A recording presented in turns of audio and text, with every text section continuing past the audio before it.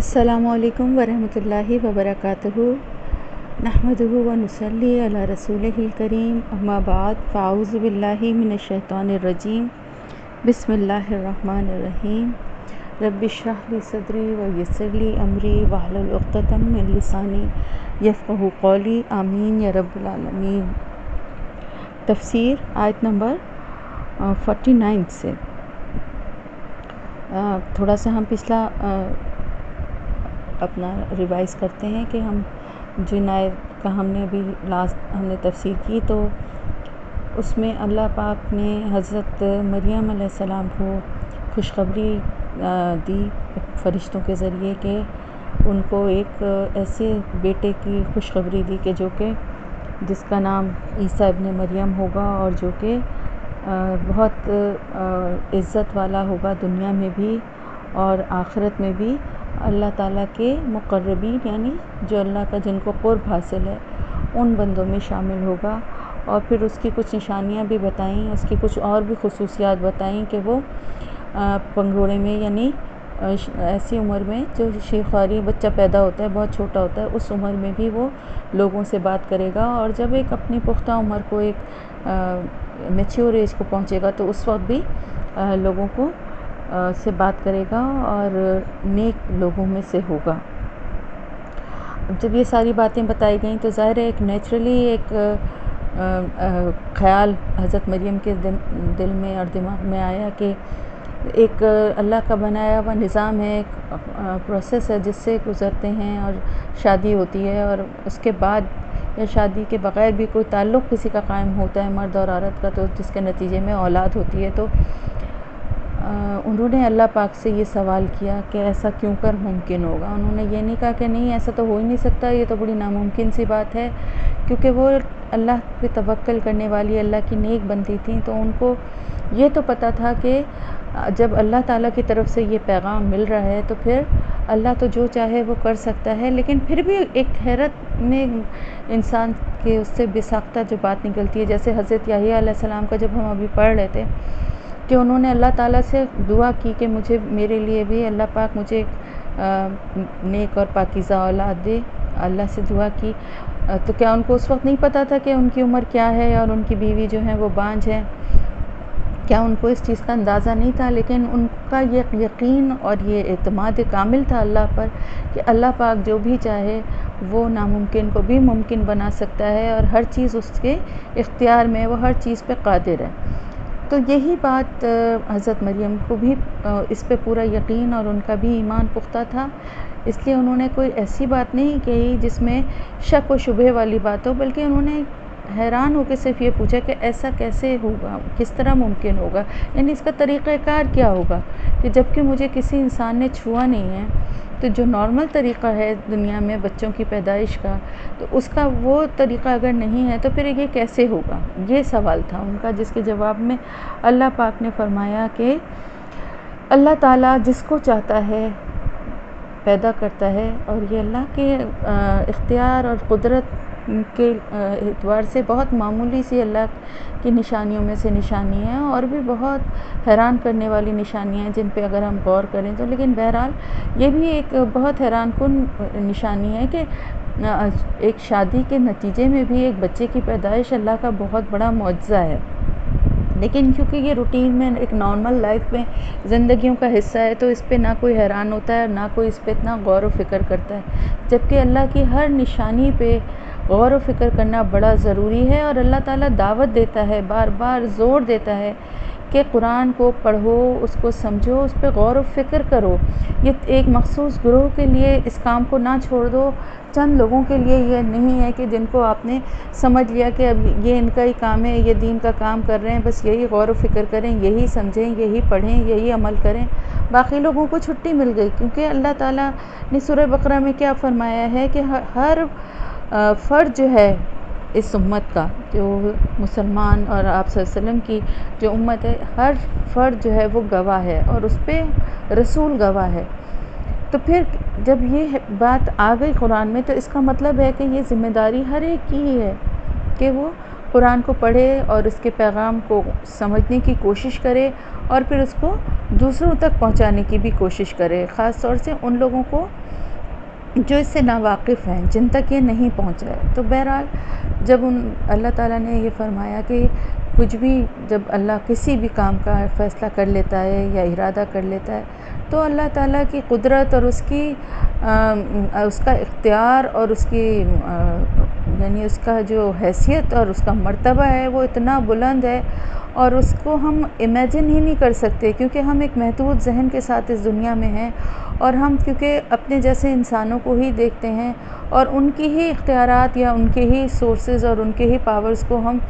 دیکھتے ہیں اور سمجھ بھی پا رہے ہیں، لیکن اللہ پاک ہم اس سے کئی لاکھوں کروڑوں درجے بلند اور عظیم ذات ہے جس کو کہ ہم امیجن ہی نہیں کر سکتے، اور کرنا بھی نہیں چاہیے کیونکہ ہمارے دماغ محدود ہیں۔ بس ہمارے لیے اتنا ہی کافی ہے کہ ہمارا یقین اور توکل اس بات پہ پورا ہو کہ وہ جو چاہتا ہے وہ کرنے پہ قدرت رکھتا ہے، وہ صرف کن کہتا ہے اور وہ کام ہو جاتا ہے۔ اس کے لیے اس کو کسی کی مدد کی ضرورت بھی نہیں ہے، اس کو اپنے کسی کام کے لیے نہ کسی کی مدد کی ضرورت ہے، نہ اس کو کسی کی عبادت کی ضرورت ہے، نہ اس کو اور کسی بھی طرح کسی کی بھی ضرورت ہے۔ یہ جو کچھ بھی ہم عبادت کریں یا جو کچھ بھی اللہ کی راہ میں ہم کام کرنے کی کوشش کریں، یہ ہم اپنی مدد کر رہے ہیں، یہ ہم اپنے لیے کچھ کوشش کر رہے ہیں اللہ کے آگے پیش ہونے کی۔ تو اللہ تعالیٰ نے جب یہ کہا تو پھر اس کے بعد تو بات ختم ہی ہو گئی، ان کی بھی سمجھ میں آ گیا کہ اب اللہ پاک نے جو بھی اس کا طریقہ رکھا ہے وہ بہتر جانتا ہے، اور جب وہ چاہے گا تو یہ کام ہو جائے گا۔ پھر اس کے بعد اللہ پاک نے مزید بھی ان کے دل کو تسلی دی، کیونکہ ظاہر ہے دیکھیں دنیاوی طور پہ کیا ہوتا ہے کہ ماں باپ ہوتے ہیں جو بچوں کے ذمہ دار ہوتے ہیں، جن کو پڑھانے لکھانے کے، ان کی تربیت اور ہر چیز کے، لیکن یہاں پر کیا معاملہ تھا کہ باپ کے بغیر ایک بچے کی پیدائش ہونے والی ہے، اور ماں جو ہے ظاہر ہے اس کو بھی اس الزام کی وجہ سے اس بات کو ایک الزام اس کے لیے بنایا جائے گا، کیونکہ جو معاشرہ اور جو اس دور کے لوگ تھے، بلکہ آج کل کے بھی دور میں اگر یہ واقعہ ہوتا تو شاید آج کل کے دور میں بھی لوگ اسی طرح سے بہت کم ہی ہوتے جو اس پہ ایمان لاتے، صرف اللہ کی طرف سے جن کو ہدایت ملتی ہے، جن کے دل اللہ کی حقیقت کو سمجھتے ہیں، اس پہ ایمان رکھتے ہیں، اس پہ توکل کرنے والے ہوتے ہیں، وہی اللہ کے معجزات اور اللہ کی نشانیوں کو دیکھ کے ان کے دل سے آمنا و صدقنا نکلتا ہے، اور ان کے دل اللہ پاک کی کبریائی کو، اس کی بڑائی کو مانتے ہیں اور سمجھتے ہیں کہ وہ جو چاہے وہ کرنے پہ قدرت رکھتا ہے۔ وہ لوگ جو ہیں وہ جواز نہیں ڈھونڈتے، کیا کیوں اور کیسے نہیں کرتے، بلکہ اللہ تعالیٰ کی نشانیوں کو دیکھ کے ان پہ ایمان لانے والے ہوتے ہیں۔ تو اس وقت بھی ظاہر ہے ان کو بڑی مشکل حالات کا سامنا کرنا تھا، جس کا ان کو اندازہ بھی ہو رہا تھا اور جس کا ان کو تھوڑا ڈر بھی لگ رہا تھا۔ نیچرلی بات ہے کہ ایک لڑکی جس کو کہ ابھی تک بڑے عزت اور احترام کے ساتھ وہاں پہ رکھا گیا ہے کلیسا میں ان کے، اور بڑا اس کو ایک اچھا مقام دیا گیا ہے، لیکن اب اس پریگننسی کی وجہ سے اس کو اپنی وہ عزت بظاہر جو ہے وہ خاک میں ملتی ہوئی نظر آ رہی ہے کہ لوگ اب پتہ نہیں مجھ سے کیا کیا سوالات کریں گے اور کس طرح سے میں ان کو سیٹسفائی کروں گی، کیا جواب دوں گی، یعنی بہت ساری باتیں دماغ میں تھیں، جس کا جواب میں اللہ پاک نے ان کو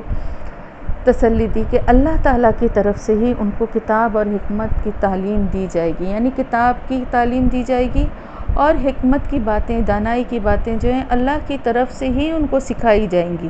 اس کے لیے کسی کو کوئی ایفرٹس نہیں کرنے پڑیں گے، اور تورات اور انجیل کا علم جو ہے وہ ان کو پوری طرح سے ان کو سکھا دیا جائے گا۔ اب یہاں پر کتاب کا علم بھی کہا گیا ہے اور تورات اور انجیل کا علم بھی کہا گیا ہے، تو اس سے کیا مطلب ہے؟ کتاب کوئی الگ ہے اور تورات اور انجیل کچھ الگ ہیں؟ ایسا نہیں ہے، بلکہ تورات اور انجیل کے علم سے مراد یہاں کتاب پہلے اس لیے کہا گیا کہ وہ علم تورات اور انجیل کا جو کہ اللہ تعالیٰ کی طرف سے آیا ہے، کیونکہ جو لوگ ان کتابوں میں تبدیلی یا تحریف کر کے اس کو لوگوں تک پہنچاتے ہیں، جیسے انجیل تو حضرت عیسیٰ علیہ السلام پر ہی اتری، لیکن ان کی زندگی میں بھی لوگوں نے اس کو توڑنا موڑنا اور تورات کے مقابلے میں اس کو چیلنج کرنا اس کی آیات کو، کہ یہ ثابت کرنے کے لیے کہ یہ نعوذ باللہ قرآن وہ انجیل جو ہے یہ اللہ کی طرف سے نازل کردہ کتاب نہیں ہے، یا اس کے احکامات جو ہیں وہ تورات کے احکامات کو کسی طرح سے دونوں آپس میں ٹکراتے ہیں یا ایک دوسرے کی کہیں پر بھی نفی کرتے ہیں، تو وہ پوری ان کی کوشش اسی چیز میں ہوتی تھی۔ تو اسی لیے حضرت عیسیٰ علیہ السلام کو کہا جاتا ہے کہ بہترین وہ لکھتے تھے، بہت ان کی خوبصورت اور عمدہ ہینڈ رائٹنگ تھی، اور اللہ تعالیٰ کی طرف سے ان کو بہترین حافظہ دیا گیا تھا، اور تورات اور انجیل ان کو زبانی یاد تھی، اور وہ جب بھی یہودیوں کے علماء یا ان سے جب بھی ان کا مناظرہ یا ان کی بات چیت ہوتی تھی جس میں وہ اپنے کتاب کے حوالے سے ان کو کچھ غلط بھی کر کے یا تحریف کر کے کچھ ان کو بتا کے قائل کرنا چاہتے تھے، تو وہ صحیح جو آیات ہیں وہ ریفرنس کے ساتھ وہ ان کو سنا کے لاجواب کر دیا کرتے تھے، اور بہت عقل اور حکمت والی باتیں وہ کیا کرتے تھے۔ اور یہ ایک تو پیغمبر ہونے کی نشانی بھی تھی، اور یہ اللہ کی طرف سے دیے گئے معجزات میں سے بھی ایک معجزہ تھا۔ دوسرے یہ کہ ان کو بہت اور نبیوں کے مقابلے میں کم عمر میں نبوت جو ہے وہ دی گئی تھی، تو یہ اس وجہ سے بھی ان کو کم عمری سے ہی بہت زیادہ ان کو اللہ کی طرف سے حکمت کی اور دانائی کی جو باتیں ہیں وہ اللہ کی طرف سے دی گئی تھی۔ تو 30 سال کی عمر میں ان کو نبوت دی گئی تھی، جبکہ نارملی آپ کو پتہ ہے کہ نبوت جو ہے وہ 40 سال کی عمر میں جیسے ہمارے پیارے نبی صلی اللہ علیہ وآلہ وسلم کو دی گئی، اسی طرح تقریباً تمام پیغمبروں کو 40 سال کی عمر میں ہی دی گئی، جو کہ ایک میچیور اور ایک پختہ جسے عمر کہتے ہیں وہ عمر ہوتی ہے۔ تو ان کو جو ہے جلدی دی گئی تھی، اور اس کے ساتھ ساتھ ان کو اب ان کے بارے میں بتایا جا رہا ہے کہ وہ جو ہوں گے وہ ایک ایسے رسول ہوں گے جو کہ بنی اسرائیل کی طرف بھیجے جائیں گے، یعنی یہ نہ سمجھا جائے کہ یہ کسی اور قوم میں آئیں گے۔ اور اس کتاب میں ان کی جو تورات جو تھی کتاب، اس میں حضرت عیسیٰ علیہ السلام کی بھی آمد کی اطلاع تھی، ان کی بھی نشانیاں دی گئی تھیں۔ آپ یہ دیکھیں نا کہ ایک کتاب جو ہے وہ دوسری کتاب اور دوسرے نبی کی تصدیق کرنے والی تھی، کیونکہ سب اللہ کی طرف سے نازل کردہ تھیں، تو وہ کتاب جو تھی اس میں بھی حضرت عیسیٰ علیہ السلام کی نشانیاں بھی موجود تھیں، اور ان کا یہ تقریباً سمجھے حضرت موسیٰ علیہ السلام کے تقریباً پونے 2 یا 2000 سال بعد حضرت عیسیٰ علیہ السلام کی پیدائش ہوئی ہے۔ تو ایک اچھا لمبا عرصہ گزر چکا تھا، اور اس دوران میں یہودیوں کو تو آپ کو پتہ ہے کہ وہ حضرت موسیٰ علیہ السلام کی زندگی میں ہی بار بار پلٹ جاتے تھے، اور بار بار اس طرح کے مطالبے کرتے تھے، اور جیسے ہی کوئی مشکل حالات آتے تھے تو کہتے تھے کہ اپنے رب سے کہو کہ ہماری مدد کرے، اور خود ساتھ دینے کو تیار نہیں ہوتے تھے، اور بار بار جو ہے وہ نئے سوالات اور نئی حجتیں نکالتے تھے۔ اللہ کی نعمتوں کے نزول کے بعد جو ہے وہ دوسری چیزوں کی فرمائشیں کرتے تھے، تو بہت ساری نافرمانیاں پتہ ہے کہ جو کہ یہودی کیا کرتے تھے، اور اسی لیے اللہ تعالیٰ نے بنی اسرائیل سے یہ امامت جو پہلے ان کو دی گئی تھی، یہ جو اب ہماری جو آپ صلی اللہ علیہ وسلم کی امت کو جو دی گئی یہ ذمہ داری، یہ پہلے بنی اسرائیل کو دی گئی تھی، اور ان سے یہ اتنا 2000 سال کا عرصہ کم نہیں ہوتا، بار بار ان کی نافرمانیاں اور ان کی خاص طور سے کتاب میں تحریف اور نبیوں کی تکذیب اور ان کا قتل، یہ ایسے ناقابل معافی گناہ تھے کہ جس کے بعد بار بار ان کی یہی حرکتوں کے بعد ان سے یہ منصب چھین لینے کا فیصلہ اللہ پاک نے فرما دیا، اور اتمام حجت کے طور پہ حضرت عیسیٰ علیہ السلام کو ایک آخری پیغمبر کی صورت میں ان کے پاس بھیجا کہ اگر ان میں ذرا بھی کوئی اچھائی کی رمق باقی ہوگی تو اگر یہ ان کو ایکسیپٹ کریں گے، اس اتنے بڑی نشانی اور معجزے کو دیکھنے کے بعد اللہ تعالیٰ کے ان کی پیدائش ہی ایک بہت بڑا معجزہ تھی، اور کتاب کا نزول ہوگا تو اس کے بعد اگر یہ اپنی اصلاح کرتے ہیں تو ٹھیک ہے، ورنہ پھر یہ ذمہ داری ان سے لے لی جائے گی، اور اللہ تعالیٰ زیادہ بہتر جانتا ہے، تو اللہ کو پہلے ہی پتہ تھا ہر بات کا، اور اللہ سے زیادہ کون جانتا ہے کہ یہ لوگ نافرمان ہی رہیں گے۔ تو یہ یہاں پہ بتایا جا رہا ہے کہ وہ رسول جو ہیں وہ بنی اسرائیل کی طرف ہی آئیں گے، اور انی قد جئتکم بآیۃ من ربکم، اور انہوں نے آنے کے بعد کیا کہا؟ اب یہ حضرت عیسیٰ علیہ السلام جو ہیں وہ فرما رہے ہیں کہ بے شک میں تمہارے پاس اللہ کی آیات میں سے، اللہ کی نشانیوں میں سے ایک نشانی کے ساتھ آیا ہوں۔ کون سی نشانی کے ساتھ آیا ہوں؟ یہاں پر اس نشانی کو ہم ان کی پیدائش کو بھی وہ اللہ کی ایک نشانی سمجھ سکتے ہیں، یعنی جس طرح سے ان کی پیدائش ہوئی، اور جو وہ کتاب لے کر آئے تھے اس کو بھی ہم سمجھ سکتے ہیں کہ وہ بھی اللہ کی ایک نشانی ہی تھی نا، جو وہ ان کے اوپر جس کا نزول ہوا تھا، انجیل۔ اور اس کے ساتھ ساتھ انہوں نے اپنی کچھ اور بھی نشانیاں بتائیں کہ جو میری معجزات جو مجھے اللہ کی طرف سے دیے گئے ہیں، جس سے کہ تم کو اندازہ ہونا چاہیے کہ میں اللہ کی طرف سے بھیجا گیا اللہ کا رسول ہوں۔ تو وہ نشانیاں کیا تھیں کہ بے شک میں تمہارے لیے مٹی سے، یعنی گیلی چکنی جو مٹی ہوتی ہے گارا ٹائپ کی، اس سے میں تمہارے لیے ایک پرندہ بناؤں گا اور پھر اس میں پھونک ماروں گا۔ یہاں تک کا کام تو میں کروں گا۔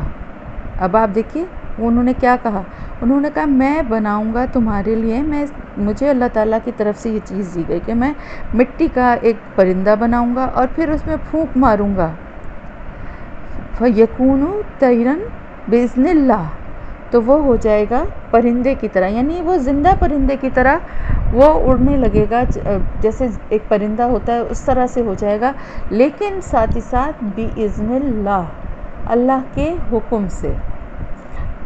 جو کچھ بھی ہے اس میں اصل کمال کس کا ہے؟ اللہ کا۔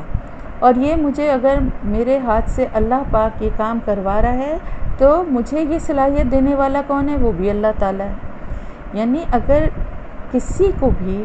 کوئی بھی صلاحیت اللہ کی طرف سے ملی ہے، کسی کو کوئی اچھا ذہن ملا ہے، کسی کو اچھی زبان بولنے کا اچھا ہنر ملا ہے، کسی کو پڑھنے کا اچھا یاد کرنے کا اچھا دماغ ملا ہے، یا کوئی اور صلاحیت ہے، کوئی اچھا لکھنے کی صلاحیت، یا کچھ بھی آپ یہ سمجھ لیں کہ اس میں ہمارے لیے ایک بہت بہت بڑا سبق ہے کہ جو کچھ بھی ہمیں صلاحیتیں ملی ہیں اس کے اوپر ہم خوشی سے پھول نہ جائیں، اور ہم میں کوئی اطراحت یا تکبر، نعوذ باللہ استغفر اللہ، نہ آ جائے، اس لیے کہ وہ سب کچھ کس کی طرف سے ہے؟ بِإِذْنِ اللہ، اللہ کی طرف سے ہے۔ اللہ کا شکر ادا کریں، شکر گزار بندے بنیں کہ اس نے کسی بھی کام کے لیے اگر آپ کو چن لیا، اس نے اگر کوئی بھی صلاحیت آپ کو دی ہے تو یہ اللہ کی طرف سے اس کا بہت بڑا احسان ہے جس پہ ہمیں شکر گزار ہونا چاہیے۔ تو وہ ساتھ ہی ساتھ یہ ضرور کہتے تھے، اور یہ روایات میں بھی ہے کہ، اور یہاں بھی قرآن میں بھی آپ پڑھیں گے ابھی آگے، کہ جب وہ مردوں تک پہ جب وہ ہاتھ پھیرتے تھے تو وہ اس سے کہتے تھے قم بِإِذْنِ اللَّهِ، قم یعنی کھڑا ہو جا، بِإِذْنِ اللَّهِ اللہ کے حکم سے، یعنی اللہ کے حکم سے کھڑے ہو جا۔ یہ نہیں کہتے تھے کہ میرے حکم سے کھڑا ہو جا یا صرف کھڑے ہو جا، زندہ ہو جا، یہ بھی کہہ سکتے تھے نا۔ اب ایک صلاحیت یا ایک اللہ پاک نے ان کو ایک معجزہ دیا ہے تو اب ایک انڈرسٹوڈ بات ہے کہ تو مجھے اللہ کی طرف سے ہی، وہ یہ سوچ سکتے تھے ملا ہوا ہے، تو بھئی وہ کسی پہ بھی ہاتھ پھیر کے کہتے کہ بھئی تم زندہ ہو جاؤ، آپ ذہن میں اور دل میں تو یہ ہے نا کہ یہ ظاہر ہے اللہ ہی کی طرف سے، لیکن نہیں، اس چیز کو بولتے بھی تھے، ہر دفعہ کہتے بھی تھے۔ تو ہمیں کیا سبق ہے ہمارے لیے کہ ہم بھی بار بار اس چیز کا اعتراف کریں۔ اگر کوئی ہمیں کسی چیز پہ ہماری تعریف کرتا ہے، اگر کوئی ہماری کسی صلاحیت یا کسی ہمارے ہنر کی یا کسی بھی خاص بات کی یا کسی کی شکل صورت کی بھی کوئی تعریف کرتا ہے، تو اس کو کیا کہنا چاہیے کہ الحمدللہ، اللہ کا شکر ہے کہ اللہ تعالیٰ نے مجھے یہ صلاحیت دی، یا اللہ کا شکر احسان ہے کہ وہ مجھ سے اپنے دین کا کوئی کام لے رہا ہے، اللہ کا احسان ہے، اللہ کا شکر ہے۔ یہ بات، یہ شکر گزاری جو ہے نا، اس کے کام کو خالص کر دے گی اللہ کے لیے۔ تو وہ یہ کہتے تھے، اور اس کے ساتھ ہی ساتھ کیا، نہ صرف یہ کہ میں پرندے کو یعنی مٹی کا ایک پرندہ بنائیں گے، تو یعنی اس سے پہلے تو کچھ تھا ہی نہیں نا، یعنی مٹی سے تو ایک مٹی کا انہوں نے پیس لیا اور اس کو گیلی مٹی کا، اور اس سے انہوں نے ایک پرندہ بنایا اور پھر اس میں پھونکا تو وہ زندہ پرندہ ہو کے اڑ گیا۔ پھر اس کے ساتھ ساتھ میں مادر ذات اندھا، یعنی ایسا اندھا جو پیدائشی طور پہ اندھا ہے، یا ایسا اندھا جس کی آنکھیں ہیں ہی نہیں، یعنی بنی ہی نہیں، یا ان میں اندر کوئی پتلیاں یا دیدے یا جو کچھ بھی چیزیں، وہ بھی کوئی چیز بھی نہیں موجود ہے، ایسے اندھے کو بھی میں اپنا ہاتھ پھیر کے صحیح کر دوں گا۔ اور اسی طرح میں برس، آپ کو پتہ ہے نا کوڑ کا مرض ایک بہت طویل عرصہ ہے ایسا، جس میں دنیا میں یہ ایک بہت بہت بری اور خطرناک بیماری تھی، جس سے لاکھوں کروڑوں جانیں بھی گئیں، اور یہاں تک تھا کہ جب یہ پھیلتا بھی بہت تھا، وبا کی طرح پھیلتا تھا، اور لگنے والی بھی بیماری ہے، اور جس کو ہو جاتا تھا تو اس کو گھروں سے باہر نکال کے اور کسی ویرانوں میں جا کے پھینک دیا جاتا تھا، اور یہاں تک کہ اس کے گھر والے بھی اگر کوئی بہت ہی خیال کرنے والے اور اچھے ہوتے تھے تو کھانا کی شکل میں کچھ جو ہے لکڑی کے ڈنڈوں میں باندھ کے اور وہاں ان تک پھینک دیا جاتا تھا، اور جن کا کوئی خیال کرنے والا یا ایسا کوئی نہیں ہوتا تھا، وہ تو بیچارے بھوک پیاس سے تڑپ تڑپ کے سسک کے مر جاتے تھے۔ اور یہ بیماری جو تھی ایک خوف کی علامت تھی، اور ایون آج تک بھی ہے، لیکن الحمدللہ اب اس طرح سے یہ وبا کی شکل میں نہیں اور اتنا پھیلی بھی نہیں ہے جس طرح سے کہ پہلے پورے محلے اور پورے گاؤں جو ہیں وہ اس سے متاثر ہو جایا کرتے تھے۔ تو یہ ایک بڑی خطرناک بیماری سمجھی جاتی تھی، اور اس وقت تو بالکل بھی اس کا کوئی علاج بھی نہیں تھا، اور اس میں جو ہے انسان کے جسم کے حصے جو ہیں وہ گل گل کے گرنا شروع ہو جاتے تھے۔ یعنی یہ بیماری اتنی خطرناک تھی کہ وہ ایک دھبوں کی شکل میں پہلے تو ہوتی تھی، اور پھر اس کے بعد وہ پکتے تھے اور اس میں پس پڑتا تھا، اور پھر جسم کا ایک ایک حصہ گل کے گرنے لگتا تھا۔ یعنی یہ اس طرح انسان ٹکڑوں میں کر کے اپنے جسم کے حصوں کو خود ہی دیکھتا تھا کہ وہ کس طرح ختم ہو رہے ہیں۔ استغفر اللہ، اللہ پاک محفوظ رکھے ہر بری بیماری اور ہر بری آزمائش سے اپنی پناہ میں رکھے، آمین یا رب العالمین۔ تو ایکچولی وہ دور وہ تھا جس میں کہ میڈیسن میں یا طب کے میدان میں بہت کام ہو رہا تھا اور بڑی ترقی ہو رہی تھی، اور بہت ریسرچ اور بہت کام ہو رہا تھا۔ ہوتا ہے نا ہر پیغمبر کے دور میں کچھ نہ کچھ باتیں ایسی ہوتی ہیں، جیسے آپ صلی اللہ علیہ وسلم جس دور میں تھے تو وہاں پر زبان دانی بہت تھی عربوں کی، بڑی فصیح و بلیغ زبان اور شاعری اور عروج پہ ان کی زبان دانی تھی، اور تو اس کا جواب میں قرآن جو ہے وہ اتنا خوبصورت زبان، عربی زبان کی ایک اتنی خوبصورت شاہکار ہے کہ جس پہ وہ جو اپنی زبان دانی کا دعویٰ کرتے تھے وہ بھی اس کا جواب دینے میں عاجز ہو گئے۔ اسی طرح سے اس دور میں کیونکہ طب کا اور اس پہ بہت ریسرچ اور بہت کام ہو رہا تھا اور بہت چیزوں کے علاج اور اس پہ دریافت کیے گئے تھے، تو حضرت عیسیٰ علیہ السلام کو وہی معجزات دے کے بھیجا گیا جو کہ اس دور میں جو کام ہو رہے تھے اسی میں ایسا کمال ان کو دیا گیا کہ جس سے کہ ان کو اندازہ ہو کہ یہ سائنس ان کی فیل ہے، اس کے آگے تو یہ اللہ کی طرف سے ہی معجزات ہیں جو کہ ایک رسول کو دیے گئے ہیں۔ تو اس کے ساتھ ساتھ میں برس کے مریض کو بھی ٹھیک کر دوں گا، اور میں زندہ کر دوں گا مردوں کو بِإِذْنِ اللہ۔ یعنی یہ سارے کام جو ہیں یہ اللہ کے حکم سے میں کروں گا بے شک میں، لیکن اللہ کے حکم سے کروں گا، اور زندہ کر دوں گا مردوں کو۔ اس میں یہ بھی کہا جاتا ہے کہ ایک تو یہ ہوتا تھا کہ جیسے کسی کی ڈیتھ ہوئی ہے اور وہاں پہ ان کو لے جایا جاتا تھا اور وہ اس مردے کے اوپر ہاتھ پھیر کے قم بِإِذْنِ اللہ کہتے تھے اور وہ زندہ ہو جاتا تھا۔ لیکن اس کے ساتھ ساتھ ان کا معجزہ یہ بھی تھا کہ قبرستان میں جہاں پرانی قبریں جن کے بعض کے نشانات اور آثار بھی بہت ختم تقریباً ہو گئے ہوتے تھے، اور ظاہر اندر ان مردوں کا بھی حال ایسا ہی ہوتا ہوگا، تو لیکن وہاں پہ بھی وہ جا کے جب اس قبر پہ ہاتھ رکھ کے اور وہ یہ کہتے تھے تو اس قبر سے بھی وہ مردہ جیتا جاگتا صحیح حالت میں قبر سے بھی نکل کر آ جاتا تھا۔ یہ بھی اللہ کے بہت بڑے بڑے معجزات میں سے معجزات تھے جو کہ ان کو دیے گئے تھے۔ وَأُنَبِّئُكُم بِمَا تَأْكُلُونَ وَمَا تَدَّخِرُونَ، اور ساتھ ہی ساتھ میں یہ بھی بتا دوں گا کہ تم کیا کھا کے آئے ہو اور کیا اپنے گھر میں چھوڑ کر یا ذخیرہ کر کے آئے ہو۔ یعنی جب ان کی حواریوں کی مجلس ہوتی تھی، اس میں جو لوگ حواری جو ان کے ساتھی تھے ان کو حواری کہا جاتا ہے یا انصاری کہا جاتا ہے، تو وہ جب محفل میں بیٹھے ہوتے تھے تو حضرت عیسیٰ علیہ السلام ان میں سے ہر ایک کو، کسی ایک کو نہیں، ہر ایک کو شکل دیکھ کے اور اس کو بتا دیتے تھے کہ وہ گھر سے کیا کھا کر آیا ہے۔ یہ اللہ کی طرف سے ان کو یہ بھی ایک معجزہ دیا گیا تھا، اور ساتھ ہی ساتھ یہ بھی بتانے کی قدرت رکھتے تھے، یہ بھی اللہ نے ان کو ایک اختیار دیا تھا کہ مطلب وہ اس حد تک جان لیتے تھے کہ وہ گھر میں بھی اس کے کیا سامان ہے، ہفتے کا، مہینے کا، یا کتنی کوانٹٹی میں ہے، یا کیا کیا چیزیں ہیں، یہ ساری ڈیٹیل وہ اس آدمی کو دیکھ کے بتا دیا کرتے تھے۔ یہ بھی ایک بہت بڑا معجزہ تھا کہ صرف انسان کو دیکھ کے اس نے کیا کھایا ہے، ایک تو یہی بتانا بہت مشکل بات ہے، اور ساتھ ہی ساتھ یہ کہ گھر میں بھی کیا چھوڑ کر آیا ہے، کتنا راشن ہے، کتنے دنوں کا ہے، کیا کیا کھانے کی چیزیں ہیں۔ تو یہ ساری چیزیں کوئی انسان ایسے نہیں بتا سکتا جب تک کہ اس کو اللہ کی مدد حاصل نہ ہو، یا اللہ کی طرف سے اس کو کوئی ایسی چیز ودیت نہ کی گئی ہو، کوئی ایسا گفٹ یا کوئی ایسا معجزہ اللہ کی طرف سے عطا نہ کیا گیا ہو۔ ان فی ذلک لآیۃ لکم ان کنتم مؤمنین، اور بے شک ان باتوں میں تمہارے لیے ایک نشانی ہے اگر تم ایمان لانے والے ہو۔ یعنی جو لوگ اللہ کی نشانیوں کو دیکھ کے جن کے دل نرم ہو جاتے ہیں، اور جو ایمان لانے والے ہوتے ہیں، ایمان لانے والوں سے مطلب یہ ہے کہ جو اس نظریے سے دیکھیں، ایک تو وہ طبقہ ہوتا ہے نا جو آپ صلی اللہ علیہ وسلم کے لیے بھی تھا اور اس دور میں بھی تھا، کہ جو پہلے سے یہ طے کر کے ہی آتا ہے کہ ہمیں ایمان لانا ہی نہیں ہے۔ ایک تو وہ ہوتا ہے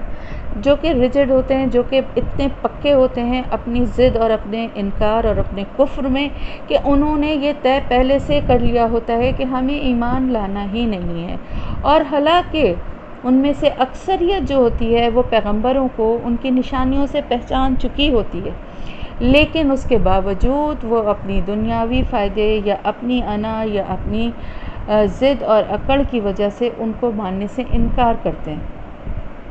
تو ایک تو طبقہ وہ ہے کہ جس نے یہ طے کر ہی لیا ہے کہ مجھے ایمان لانا ہی نہیں ہے، تو وہ ایک طرف ہو گئے۔ اب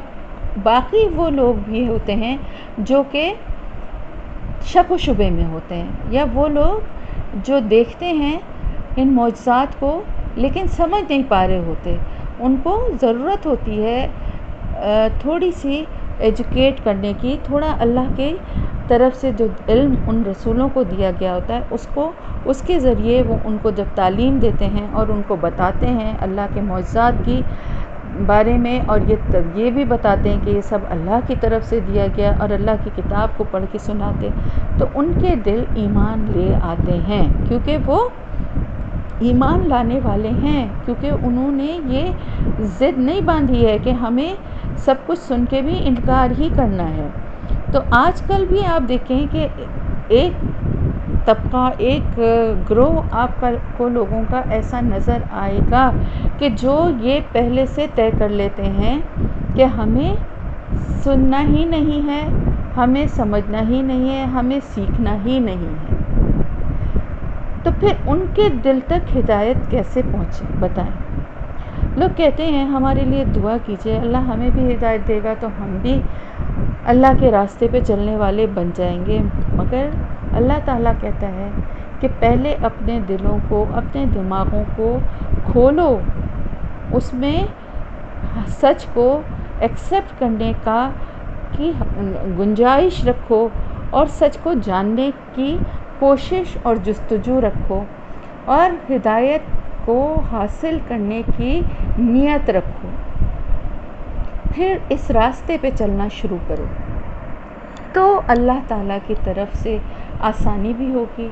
اور تمہارے دلوں میں اور نرمی، اور قرآن سے جڑنے کی وجہ سے قرآن کو سمجھنا اور پھر اس پہ عمل کرنا۔ آپ سب لوگ، اچھا اس بات کے بعد میں آپ لوگوں کو اس سب کے لیے ایک سوال آپ سب سے کرتی ہوں کہ آپ سب لوگ اپنا جائزہ لیجیے۔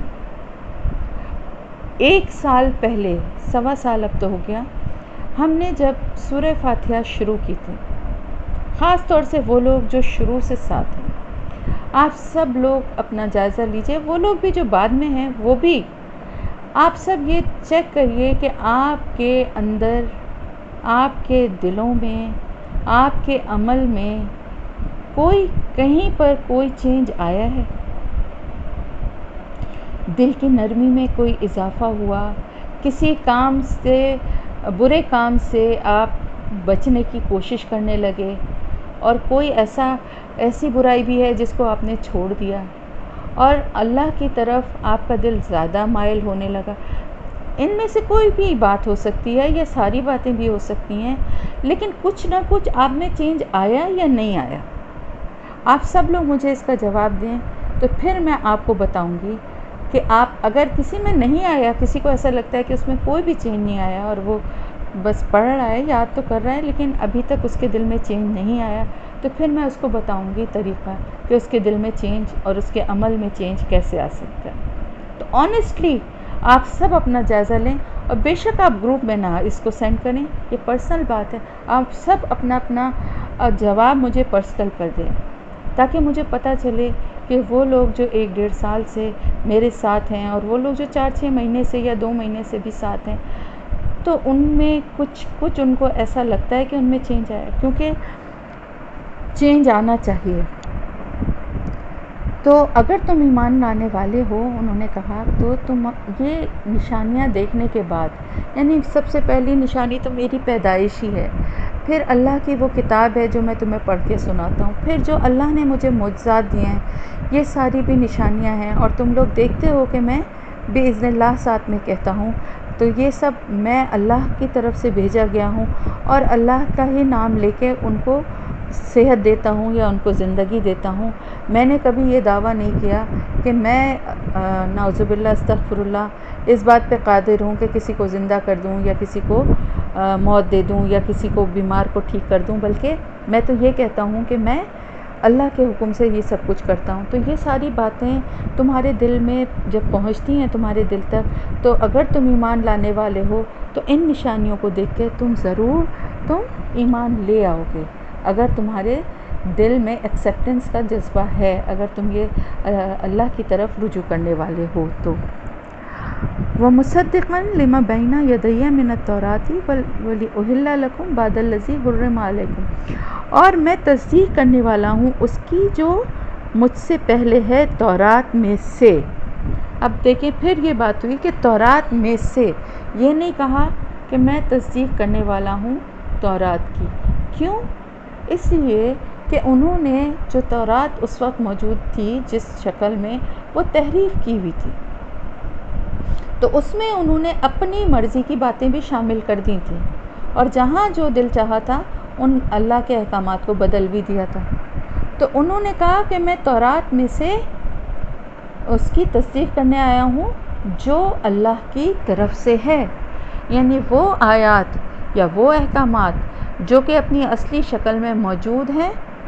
ان کی بھی تصدیق کرنے آیا ہوں، اور وہ آیات اور وہ احکامات جو کہ تم لوگوں نے بدل دیے اور ان کو یا تو ان کو ضائع کر دیا یا ان میں تحریف کر دی، تو ان کی بھی اصل شکل جو تھی اس کی میں تصدیق کرنے والا ہوں، اور تاکہ میں حلال کر دوں تمہارے لیے بعض ان چیزوں کو جو کہ تم پر حرام کر دی گئیں۔ ایسا کیوں ہوا تھا؟ ان کی نافرمانیوں کی وجہ سے، ان کی جو حجت بازی تھی اس کی وجہ سے کچھ چیزیں ان کے اوپر جو کہ پہلے ان پہ حلال تھیں اور بعد میں بھی سب پہ حلال رہیں، ان کے اوپر حرام کر دی گئی تھیں۔ مثال کے طور پہ میں نے جیسے آپ سورہ بقرہ پڑھ رہے تھے تو سب بھی بتایا تھا، اور آگے ابھی اس کی تفصیل آئے گی تو اور بھی پتہ چلے گا آپ کو کہ کیا کیا چیزیں ان پر حرام کی گئی تھیں۔ جیسے ان کے اوپر چربی، جانوروں کی چربی جو ہے وہ حرام کر دی گئی تھی، اور اسی طرح جو ناخون والے جانور تھے ان کو کھانا، ان کا گوشت کھانا ان پہ حرام کر دیا گیا تھا۔ پھر اس کے علاوہ جو ہے حضرت یعقوب علیہ السلام کسی بیماری میں مبتلا ہوئے تھے، تو انہوں نے یہ قسم کھائی تھی کہ اونٹنی کا دودھ نہ پینے کی یا کچھ ایسی، تو وہ ظاہر ہے وہ تو ایک وقتی وہ تھا، لیکن ان لوگوں نے بھی اپنے اوپر اس کو حرام کر لیا تھا۔ تو اس طرح کی کچھ چیزیں تھیں جو کچھ خود ساختہ انہوں نے اپنے لیے حرام کر لی تھیں، اور کچھ اللہ کی طرف سے ان پر حرام کر دی گئی تھیں، اور وہ بھی بطور سزا تھیں۔ کیونکہ آپ کو پتہ ہے کہ گوشت میں سے چربی کو نکالنا اور اس کو کے بغیر اس کو کھانا بڑا مشکل کام ہوتا ہے. تو یہ مشکلات ان پہ اس لیے ڈالی گئی تھیں کہ وہ نافرمانی کرتے تھے اور اللہ کے ساتھ حجت بازی کرتے تھے. تو انہوں نے کہا کہ کچھ ایسی چیزیں جو کہ تم پہ حرام تھیں کر دی گئی تھیں تمہارے نافرمانیوں کی وجہ سے، ان کو بھی میں حلال کرنے آیا ہوں. یعنی میں اور مزید تمہارے لیے دین میں آسانی لے کر آیا ہوں. دین وہی ہے اور میں تمہاری کتاب کی تصدیق بھی کرنے والا ہوں. یعنی میں کوئی اس سے متصادم یا کچھ اس کے متضاد باتیں نہیں کر رہا ہوں. میں اسی کتاب سے کی تصدیق بھی کر رہا ہوں اور اسی کے احکامات کو آگے میں اور مزید اس میں اللہ کی طرف سے جو تمہارے لیے آسانیاں ہیں وہ میں لے کر آیا ہوں. اور تمہارے لیے ایک نشانی اللہ کی طرف سے تمہارے پاس لے کر آیا ہوں. وہ کیا تھی؟ انجیل کی شکل میں. فاتقوا اللہ واطیعون، تو ڈرو اللہ سے اور اطاعت کرو میری. کیوں؟ اللہ کا خوف دل میں رکھو. گناہوں سے بچنے کے لیے اللہ کا خوف ضروری ہے. اور میری اطاعت کرو. کیوں کرو میری اطاعت؟ اس لیے کہ میں اللہ کا پیغام لے کر آیا ہوں. میں تم تک اللہ کی بات پہنچا رہا ہوں. میں کوئی اپنی بات نہیں کر رہا. پیغمبر جتنے بھی آئے وہ سب کیا لے کر آئے تھے؟ اللہ کا میسج لے کر آئے تھے نا. تو اللہ کا میسج لانے والا، اس کے ہر عمل جو ہے وہ اللہ کی رضا کے مطابق اپنے کام کو کرنے والا، اس کی زندگی اسی طرح گزارنے والا جیسے کہ اللہ تعالیٰ چاہتا ہے. تو جو اللہ کو مانے گا وہ اللہ کے رسول کی پیروی بھی کرے گا. کیونکہ ہمیں اللہ پاک سے قریب لے جانے والے، ہمیں اللہ کا تعارف کروانے والے، ہمیں اس کتاب تک پہنچانے والے کون ہیں؟ ہمارے رسول صلی اللہ علیہ وسلم. ٹھیک ہے نا. اگر یہ کتاب نہ ہوتی، اگر ہمارے رسول نہ ہوتے تو ہم خود سے کیا اتنی ڈیٹیل میں یہ سب باتیں جان سکتے تھے؟ اللہ سے متعلق، دین سے متعلق، زندگی گزارنے کے بارے میں ہم کیا خود سے یہ سب کچھ سمجھ سکتے تھے؟ نہیں سمجھ سکتے تھے نا. تو رسول جو ہوتے ہیں وہ اللہ کی بہت بڑی رحمت ہیں، بلیسنگ ہیں انسانوں کے اوپر، کہ وہ اللہ تعالیٰ نے جس طرح سے زندگی گزارنا اور جو اللہ کے احکامات ہیں ان پہ عمل کر کے وہ لوگوں کو دکھاتے ہیں. تو لوگوں کا کام کیا ہے کہ ان کی پیروی کریں. تو اللہ پہ ایمان کے ساتھ ساتھ بنیادی شرط دین میں کیا ہے کہ رسول کی پیروی کرنا. اور پیروی کرنے کا مطلب کیا ہے کہ جس طرح سے وہ چلے، جس راستے پہ وہ چلے، ایک ایک کام، ایک ایک بات میں اس کی ویسی ہی اس پہ عمل کرنا. آپ کو پتہ ہے نا صحابہ اکرام کا کیا حال تھا کہ وہ اس بات میں بھی فخر سمجھتے تھے کہ ان راستوں سے گزریں جہاں سے آپ صلی اللہ علیہ وسلم گزرتے. اور اس کے علاوہ آپ کی ایک ایک ادا، آپ کی ایک ایک بات کو ایسا وہ دل پہ نقش کر لیتے تھے اور بالکل ویسے ہی کرنے کی کوشش کرتے تھے. یہ ہے پیروی. صرف بات ماننا پیروی نہیں ہے. بات ماننا، حکم ماننا تو اطاعت ہے. پیروی کیا ہے کہ بالکل ویسے ہی کرنا، چاہے کہا جائے یا نہ کہا جائے، لیکن اسی طرح سے بالکل اسی رنگ میں ڈھل جانا، اسی طرح اپنے ہر کام کو کرنا جیسا کہ رسول کر رہا ہے. یہ ہے پیروی. تو انہوں نے یہ کہا اپنے جو ان کے جہاں وہ تبلیغ کرتے تھے اپنی قوم سے کہ تم لوگ یہ ساری نشانی اس لیے تمہیں دکھائی جا رہی ہے، اور کتاب کی شکل میں بھی ایک بہت بڑی نشانی آ گئی ہے، کیونکہ کتاب کے مضمون سے اور اس کی آیات سے صاف پتہ چلتا تھا کہ یہ بھی اسی کتاب کا ایک حصہ ہے. کیونکہ میں نے آپ کو پہلے بھی بتایا تھا نا کہ تورات کے جو مینلی جو احکامات اور جو اصل جو کتاب تھی وہ تورات ہی تھی. انجیل جو تھی وہ صرف اس کو، کیونکہ جو تحریف وہ کر چکے تھے تو ان چیزوں کو دوبارہ سے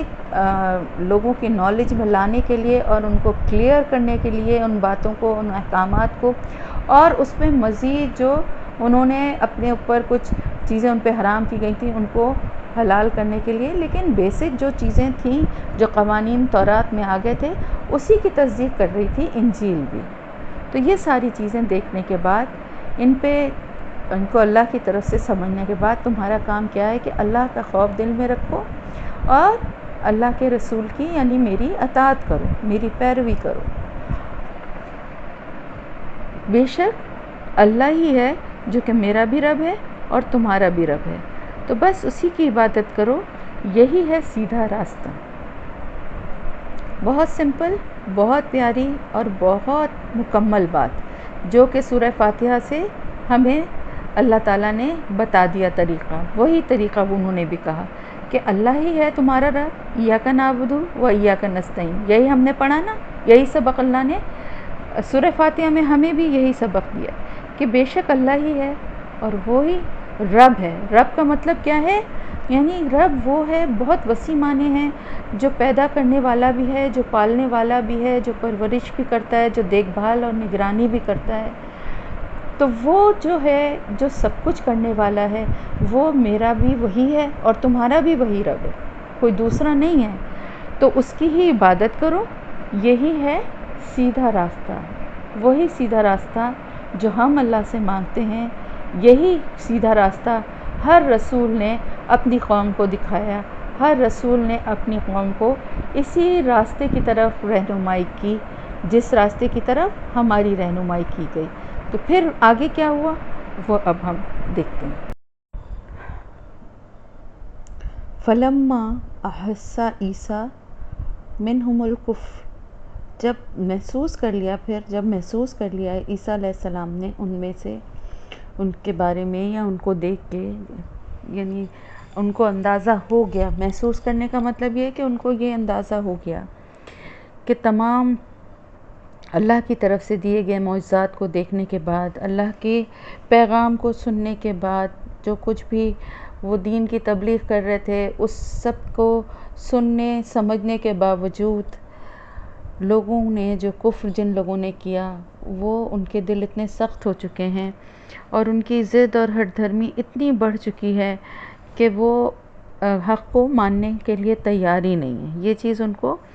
جب اندازہ ہو گیا تو پھر انہوں نے یہ کہا کہ من انصاری الی اللہ، کون ہے جو اللہ کے لیے یا اللہ کے کام کے لیے میری مدد کرنے والا ہے۔ انصاری جو ہے اس کا مطلب بھی یہی ہے، مددگار۔ اور آپ کو پتہ ہے کہ عیسائیت کو بھی جو ہے کہا جاتا ہے نا نصارہ، قرآن میں کئی جگہ بھی آیا ہے اور ویسے بھی ہوتا ہے کہ یہود اور نصارہ۔ تو کیوں کہا جاتا ہے نصارہ؟ اس لیے کہ ان کا جو مذہب جو قائم تھا وہ صرف ان چند لوگوں پہ یا ان لوگوں پہ قائم تھا جو کہ ان کی بات کو سن کے، اللہ کے کلام کو سن کے اور وہ ایمان لے آئے تھے۔ لیکن اکثریت جو تھی بنی اسرائیل، آپ کو معلوم ہے کہ ہم جتنا پڑھتے آ رہے ہیں تو آپ کو کافی حد تک اس چیز کا اندازہ ہو گیا ہوگا، ان کے کیریکٹر اور ان کی جو سوچ اور ان کا جو مزاج تھا کہ ان میں بے انتہا ضد اور ہٹ دھرمی تھی، اور حق کو پہچان لینے کے باوجود وہ صرف اپنی فائدوں کے لیے، دنیاوی یا اپنی پوزیشن اور عہدوں کو بچانے کے لیے یا ویسے ہی جو ہے وہ اس کا انکار کر دیتے تھے، جانتے بوجھتے بھی انکار کر دیتے تھے۔ انصاری الی اللہ، اللہ کے راستے میں مدد کرنے والا یا اللہ کے کاموں میں مدد کرنے والا کون ہوگا، کون ہے میرا؟ تو حواریوں نے جواب میں کیا کہا؟ ہم ہیں انصار اللہ، ہم ہیں اللہ کے کام میں آپ کی مدد کرنے والے۔ تو یہ بہت ہی پیاری ایک بات ہے کہ دیکھیں اللہ تعالیٰ کا کام ہو کے رہتا ہے، اللہ تعالیٰ جو چاہتا ہے وہ کرتا ہے اور جس سے چاہتا ہے اس سے کرواتا ہے، لیکن جب اس کو کسی کی مدد کی تو ضرورت ہے نہیں نا۔ اگر ویسے دیکھا جائے تو اللہ کو کسی کی مدد کی کیا ضرورت ہے، وہ تو بے نیاز ہے ہر قسم کی مدد اور ہر قسم کی ضرورت سے۔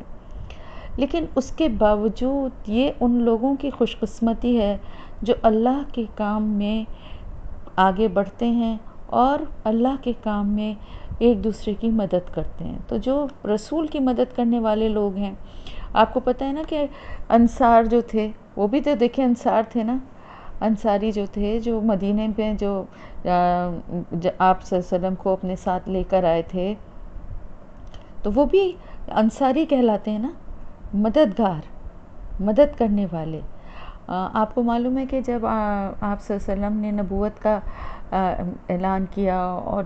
دین کی تبلیغ شروع ہوئی، تو قریش کے لوگ بھی آپ کے بہت شدید مخالف ہو گئے، اور ان لوگوں کے بھی جو ایمان لاتے تھے، اور عام طور سے لوگوں کو وہ جو دوسری جگہوں سے، خاص طور سے حج وغیرہ کے موقع پہ آیا کرتے تھے، تو ان کو آپ سے ملنے سے بھی روکتے تھے، اور کہتے تھے کہ اپنے کانوں میں انگلیاں ڈال لیا کرو، جب ان سے بات نہ کرو، اگر یہ خود مخاطب ہوں تو کانوں میں انگلیاں ڈال لو، کیونکہ ان کو یہ اندازہ تھا کہ آپ صلی اللہ علیہ وسلم جو کلام سناتے ہیں، جو بات کہتے ہیں، وہ دل پہ اثر کرتی ہے۔ تو اپنی ڈھٹائی کی وجہ سے اگر کوئی نام ماننا چاہے وہ ایک الگ بات ہے، ورنہ اللہ کا کلام دل پہ اثر ضرور کرتا ہے۔ آپ کو حضرت عمر رضی اللہ تعالیٰ عنہ کا واقعہ معلوم ہے نا، کہ وہ کس طرح سے غصے میں بھرے ہوئے آئے تھے جب انہیں پتہ چلا تھا اپنی بہن اور بہنوئی کے بارے میں کہ وہ ایمان لے آئیں، لیکن اللہ کا کلام پڑھنے کے بعد ان کے دل کی حالت ہی بدل گئی۔ اور پھر وہی حضرت عمر رضی اللہ تعالیٰ عنہ تھے جو اتنے بڑے دین کے مددگار ہوئے کہ ان کی ایمان لانے کے بعد مسلمانوں کی پوزیشن میں، ان کی طاقت میں اور ان کی ہمت میں بہت اضافہ ہوا، اور کھلم کھلا بھی وہ عبادت کرنے لگے۔ اس سے پہلے تو ڈر اور خوف کے مارے وہ نہیں کر پاتے تھے، اور ان کے جو کرتے بھی تھے ان کو بڑی سختیوں کا اور بڑی تکلیفوں کا سامنا کرنا پڑتا تھا۔ تو جو لوگ، بہت سارے لوگ تو ایسے بھی تھے جو اپنے ایمان کو چھپاتے تھے اپنی جان کے خوف سے۔ تو کہنے کا مقصد صرف یہ ہے کہ آپ صلی اللہ علیہ وسلم جس طرح سے قریش میں مشکل حالات کا سامنا کر رہے تھے، تو حج کے موقع پہ آپ صلی اللہ علیہ وسلم یہ کہا کرتے تھے، یہ آواز لگایا کرتے تھے کہ کون ہے جو اللہ کے کاموں پہ میرا مددگار ہوگا؟ قریش جو ہیں یہ تو مجھے یہاں دین کی تبلیغ بھی نہیں کرنے دیتے، اور میری باتوں کو سننا نہیں چاہتے، اور نہ سن کے دین کی طرف آتے ہیں، تو کون ہے ایسا جو میرے اللہ کے کلام کو سنے اور وہ اللہ کے لیے میری مدد کرنے والا بنے؟ تو انصار جو تھے وہ ایمان لائے۔ آپ کو بیعت عقبہ اور بیعت عقبہ اولیٰ اور بیعت عقبہ ثانیہ جو ہیں، جو بیعت کی تھی انصاریوں نے، جو آتے تھے وہاں حج کے موقع پہ، اور پھر اس کے بعد ان کی ہی دعوت پہ آپ صلی اللہ علیہ وسلم جب مدینے آئے، تو آپ کو معلوم ہے کہ ایک طرح سے ان انصاریوں نے، جو کہ اوس اور خزرج کے جو قبیلے تھے، انہوں نے ایک طرح سے پورے عرب اس قبائل سے ایک طرح سے ٹکر لے لی تھی،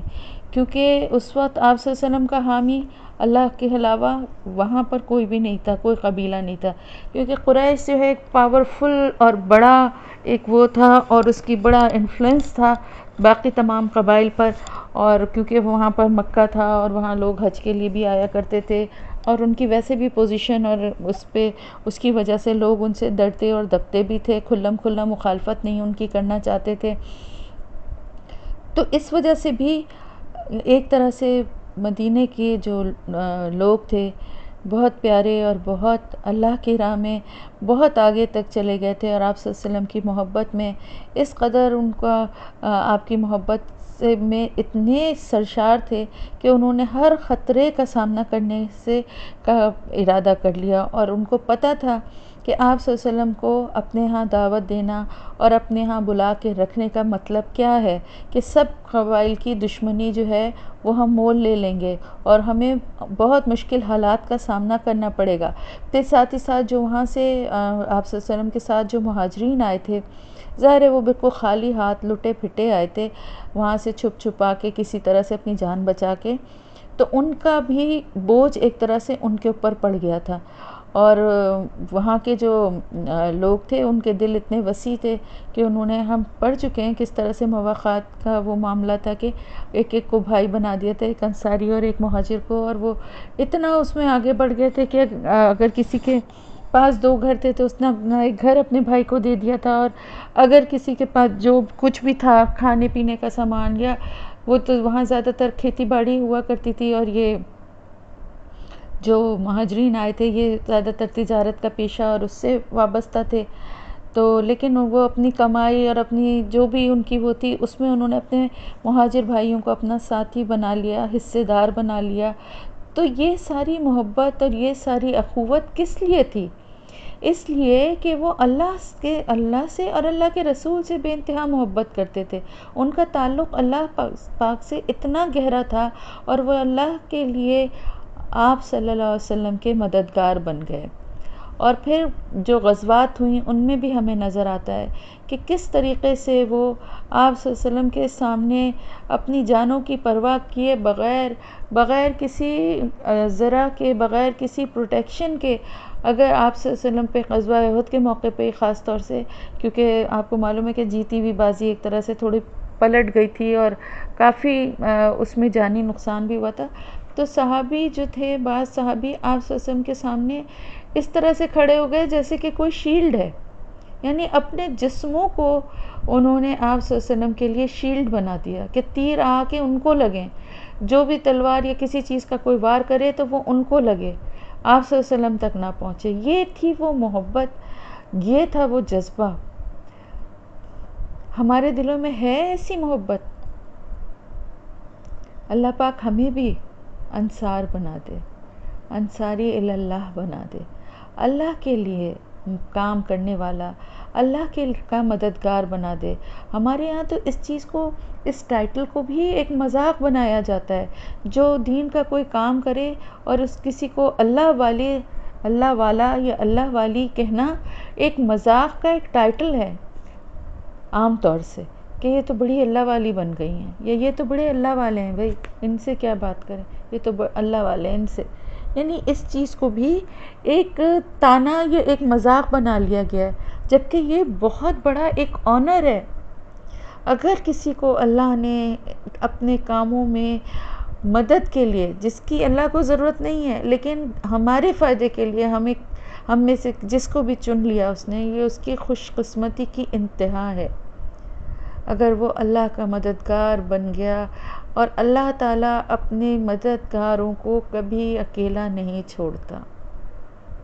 اللہ تو ہر بندے کی دعا سنتا ہے، لیکن جو اللہ پہ توکل کر کے اور اللہ کے کام کے لیے اپنے آپ کو خرچ کرتا ہے، وقف کرتا ہے، اس کی راہ میں اپنے آپ کو گھلاتا ہے، پھر اس کے اوپر جب جو بھی مشکل وقت اور جو بھی آزمائش آتی ہے، اس کی مدد اللہ غیب سے کرتا ہے. آپ نے دیکھا کہ صحابہ کرام 313 کی تعداد، مکمل طور پہ سب کے پاس اسلحہ بھی نہیں، سواریاں نہیں، کسی کے پاس گھوڑا تو کسی کے پاس اونٹ، اور اکثریت پیدل، کسی کے پاس تلوار، کسی کے پاس نیزہ، کسی کے پاس کچھ بھی نہیں، زرہیں نہیں تھیں کہ جن سے اپنی پروٹیکشن کر سکیں، لیکن جذبہ تھا. 1000 کا لشکر 313 کے مقابلے میں، تمام اسلحے سے، تمام جنگی ساز و سامان سے لیس، گھوڑوں پہ سوار، تیار، چاقو چوبند. اس کے مقابلے میں کیا تھے، کیا ان کی تعداد تھی اور کیا اس وقت ان کی حیثیت تھی، لیکن وہ کون تھے؟ انصاری تھے. وہ اللہ اور اس کے رسول کے مددگار تھے. تو پھر جو اللہ اور اس کے رسول کا مددگار تھا، اللہ پاک اس کی مدد کیسے نہیں کرے گا؟ یہ تو اللہ کا وعدہ ہے نا. تو کیسے غیب سے اللہ نے ان کی مدد کی، آگے ان جنگوں کا بھی احوال آئے گا تو آپ کو پتہ چلے گا کہ کس طرح سے دنیاوی اور کس طرح سے ایسے اسباب بھی تھے کہ جو کہ دشمنوں پہ ہیبت ڈال رہے تھے، جو کہ ان کو نظر آ رہے تھے، اور اس طرح سے بھی اللہ نے ان کی مدد کی. تو یہ بات ہمیشہ یاد رکھیں کہ اگر آپ اللہ کے کام کے لیے یا اللہ کے کسی بھی طرح سے دین کی راہ میں چلتے ہوئے، کام کرتے ہوئے آپ کو مشکلات کا سامنا کرنا پڑے، آپ کی مخالفت آپ کو کا سامنا کرنا پڑے، لوگ آپ کے خلاف ہو جائیں، کیونکہ یہاں ایک بہت بڑا ٹرینڈ یہ بھی ہے کہ یہاں پر لوگ ایک دوسرے کو چھوٹی چھوٹی سی باتوں پہ کفر کے فتوے ان پہ صادر کر دیتے ہیں، اور بڑے بڑے عالموں کو جو ہے وہ اپنی پسند اور ناپسند کی وجہ سے ان کی کہی ہوئی ہر اچھی بات کو بھی ریجیکٹ کر دیتے ہیں. جبکہ میں یہ سمجھتی ہوں، میری یہ رائے ہے کہ دیکھیں ہم لوگ تو کچھ بھی نہیں ہیں. میں اپنی بات کر رہی ہوں کہ ہمارا علم کچھ بھی نہیں ہے، ہم نے تو ابھی کچھ بھی نہیں کیا، ہم نے تو کوئی ٹائم ہی نہیں دیا. وہ لوگ، وہ تمام لوگ جو کہ دین کا کام کر رہے ہیں، اپنی زندگیاں جنہوں نے وقف کر دیں، جنہوں نے سالوں سال محنت کی، ریسرچ کی، پڑھائی کی، وہ سب قابل احترام لوگ ہیں، وہ سب اللہ کے مددگار ہیں، اللہ کے دین کا کام کرنے والے لوگ ہیں، اور سب قابل عزت ہیں، کیونکہ یہ ایک بہت بڑا اعزاز ہے۔ تو ہمارے لیے کیا ہے، ان سب کا احترام کرنا بہت ضروری ہے۔ نظریاتی اختلاف ہو سکتا ہے، کسی بات میں کسی آپ کو ان سے پرسنلی کوئی بات آپ کو ان کی نہیں اچھی لگے، ہو سکتا ہے، لیکن اس بات سے کسی کو انکار نہیں ہوگا کہ وہ سب لوگ جو ہمیں نام نظر آتے ہیں، جتنے بھی بڑے بڑے لوگ ہیں جو کہ دین کے لیے مستقل کام کرتے رہے، کچھ اب اس دنیا میں نہیں رہے، جو موجود ہیں وہ سب کتنے نیک اور کتنے اچھے لوگ ہیں، اور کتنے اللہ کے نزدیک ہیں، اور کتنے خوش قسمت ہیں کہ اللہ نے ان کو اپنے کاموں کے لیے چن لیا۔ اللہ سے ہمیں دعا کرنی چاہیے، اللہ پاک ہمیں بھی ان میں شامل کر دے۔ ہمیشہ یہ دعا کرنا چاہیے کہ ہمیں اللہ اپنا مددگار بنا لے، ہم سے کوئی کام لے لے۔ تو ان لوگوں کا بڑا درجہ ہے۔ تو حضرت عیسیٰ علیہ السلام نے بھی جب پوچھا تو ان حواریوں نے کہا کہ ہم ہیں اللہ کے مددگار، اور ہم ایمان لائے اللہ پر، یعنی ہم صرف مددگار ہی نہیں ہے بلکہ اس کے پیچھے کیا ہے، ہمارا ایمان ہے، ہمارا یقین ہے، ہمارا توکل ہے اللہ پر۔ وشہد، اور گواہ رہیں کہ بے شک ہم مسلمان ہیں۔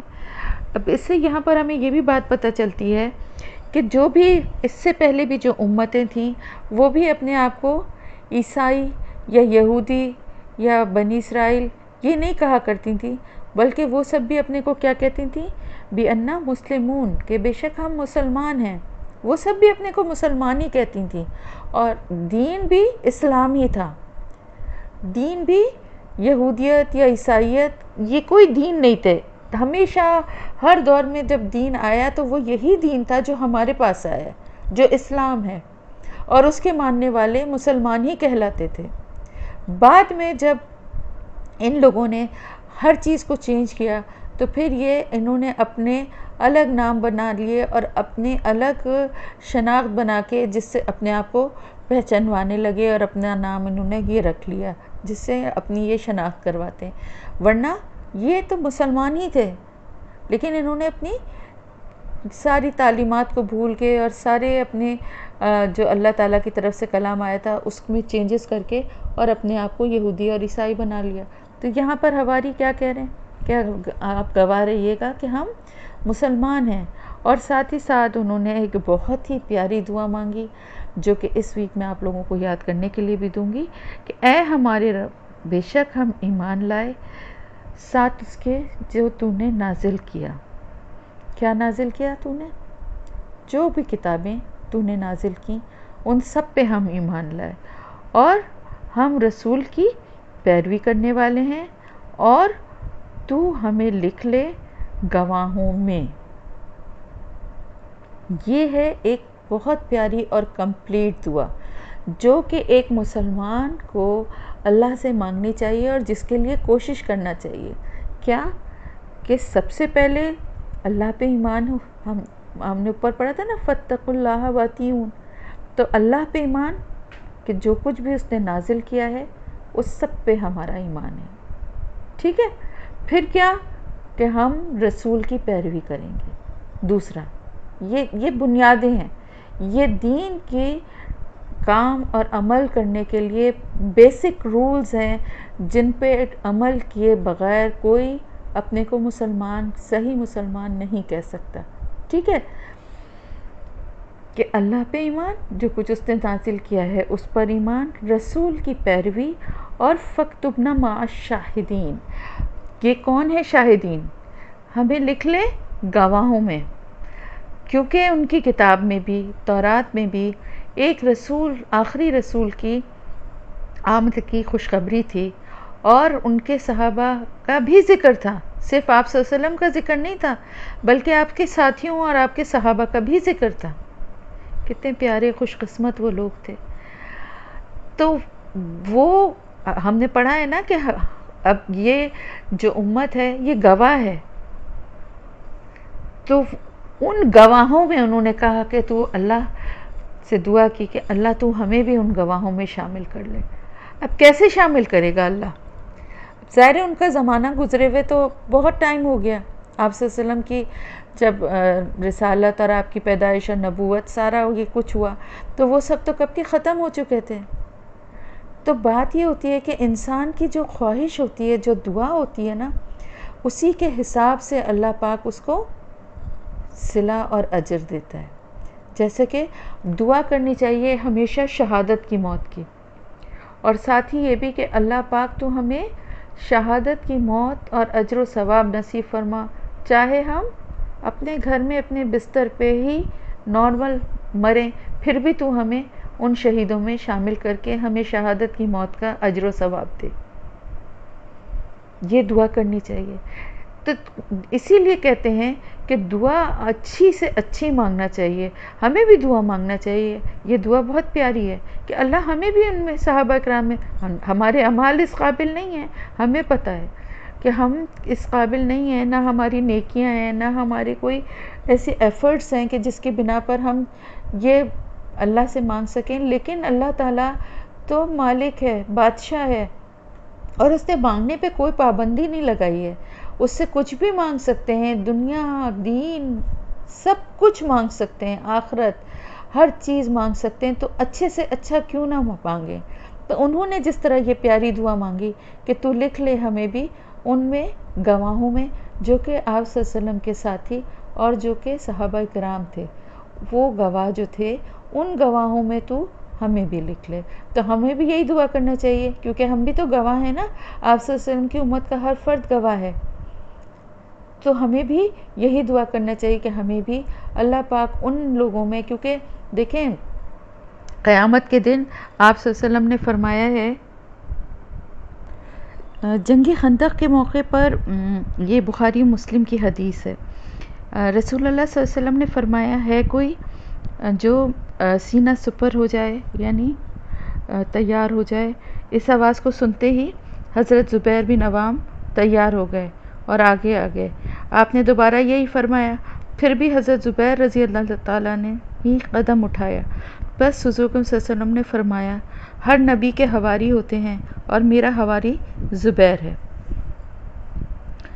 تو کتنے خوش قسمت تھے، دیکھیں صحابہ کرام جو پہل کرتے تھے نیکی کے کاموں میں۔ تو اللہ تعالیٰ جو ہے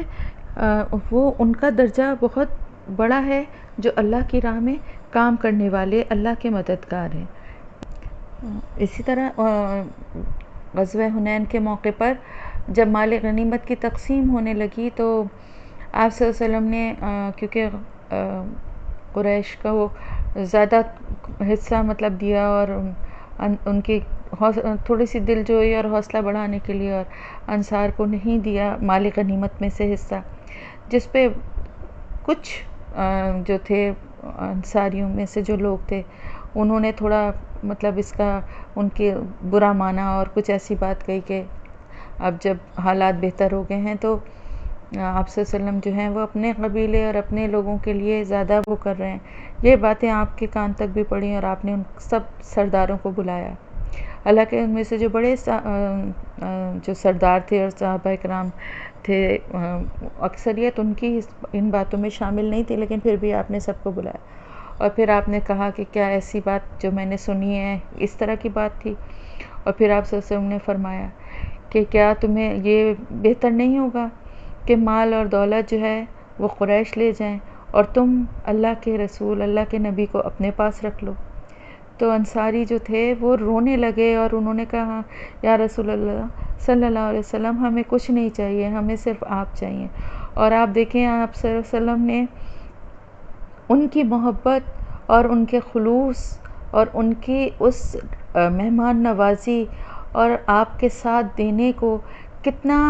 بڑا درجہ دیا کہ آپ صلی اللہ علیہ وسلم نے وہیں زندگی گزاری، وہیں آپ کی وفات ہوئی، مدینے میں ہی۔ حالانکہ آپ کو قریش اور مکہ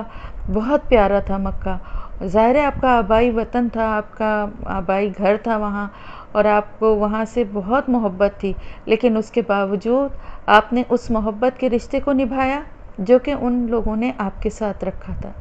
تو آپ کا اور آپ کے صحابہ کرام کا درجہ جو ہے وہ بہت بلند ہے، اور ان کے ساتھ اپنے اعمال اور اپنی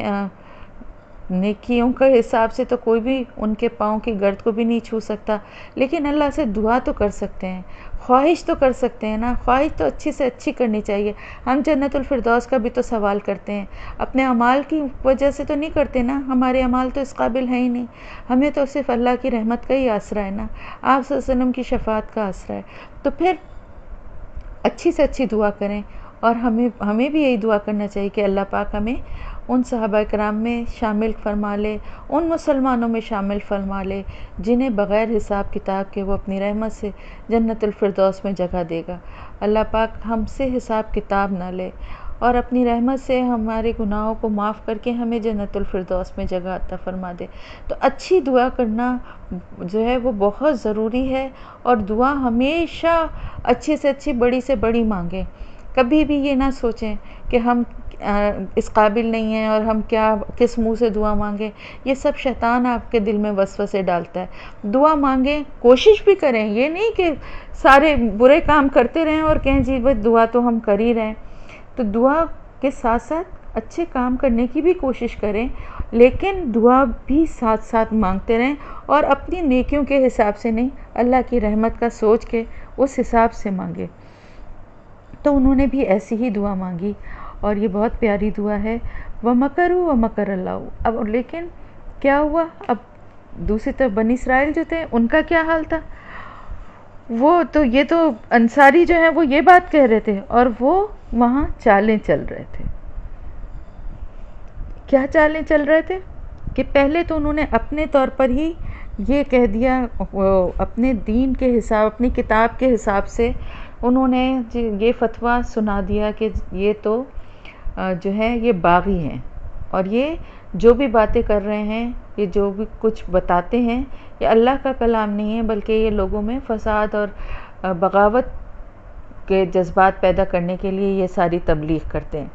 تو حضرت عیسیٰ علیہ السلام جو ہیں وہ یروشلم کو چھوڑ کے کچھ عرصے باہر چلے گئے تھے. جیسے کہ میں نے بتایا تھا نا کہ مسیح کا ایک مطلب یہ بھی ہے کہ بہت سیاحت کرنے والا، پھرنے والا. تو بہت سارے مختلف علاقوں میں دور دور کے انہوں نے سفر کیے، اور وہاں بھی انہوں نے تبلیغ کی. اور اس کے بعد جب پھر وہ واپس یروشلم آئے تو بنی اسرائیل کی دشمنی وہیں کی وہیں تھی، اور انہوں نے جو ہے پہلے تو انہوں نے حضرت یحییٰ علیہ السلام کو، جن کا کہ ابھی ہم نے ذکر پڑھا تھا نا کہ حضرت زکریا علیہ السلام کے ہاں حضرت یحییٰ علیہ السلام کی پیدائش ہوئی، جو کہ بہت ہی نیک اور صالح انسان تھے. اور ان کو جو ہے ایک رقاصہ کی فرمائش پر ان کا سر قلم کروا دیا. ان کے وہاں کے جو بادشاہ یا گورنر جو بھی تھا، اس نے جو ہے، یہ بڑا مشہور ایک واقعہ، اور وہ ہے جو آپ پڑھ سکتے ہیں ہسٹری میں، کہ کس طرح سے بڑی بے دردی سے اس رقاصہ نے ان کو حضرت یحییٰ علیہ السلام کو اپنی طرف مائل کرنے کی کوشش کی. لیکن جیسا کہ ایک پیغمبر کا کردار تو ویسے ہی وہ پاک اور معصوم ہوتا ہے، اور ان کے لیے تو آیا ہی تھا کہ وہ محصورہ اور کہ بہت ہی ان گناہوں سے حفاظت میں تھے اللہ کی. تو وہ ظاہر کسی ایسے کام کے لیے، ایسی بات کے لیے وہ کیسے تیار ہو سکتے تھے جس پر اس نے اپنے انتقام لینے کے لیے اس کو بادشاہ کو مجبور کیا کہ ان کا سر کاٹ کے جو ہے وہ پیش کیا جائے گا تو وہ بادشاہ کو قبول کرے گی. تو ان کو جو معصوم تھے ان کا سر کاٹ کے بادشاہ کے دربار میں پیش کیا گیا. پہلے تو ان کو اس طرح سے قتل کروایا بنی اسرائیل نے. اس کے بعد پھر دوسرا کیا ہوا کہ حضرت عیسیٰ علیہ السلام کے بھی وہ ایسے ہی پیچھے پڑ گئے. پہلے تو انہوں نے خود ان پہ فتویٰ لگا دیا اور ان کو قابل قتل یا ان کے اوپر ایک ایسی انہوں نے سزا سنا دی. لیکن ظاہر ہے وہ کوئی ایسا اس پہ عمل نہیں کر سکتے تھے. تو انہوں نے پھر وہاں کا جو بادشاہ تھا اس کے کان بھرنے شروع کر دیے اور کہا کہ یہ لوگوں کو حکومت کے خلاف اکسا رہا ہے، بغاوت کرنا چاہتا ہے اور آپ کی جگہ خود لینا چاہتا ہے. اور اس طرح کی باتیں کر کر کے وہاں کے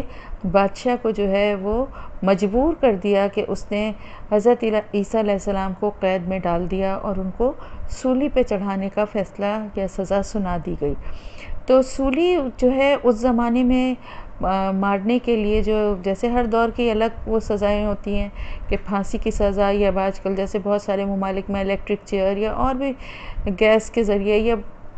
قتل، مطلب ان کو لوگوں کو موت کی سزا دی جاتی ہے، تو اس زمانے میں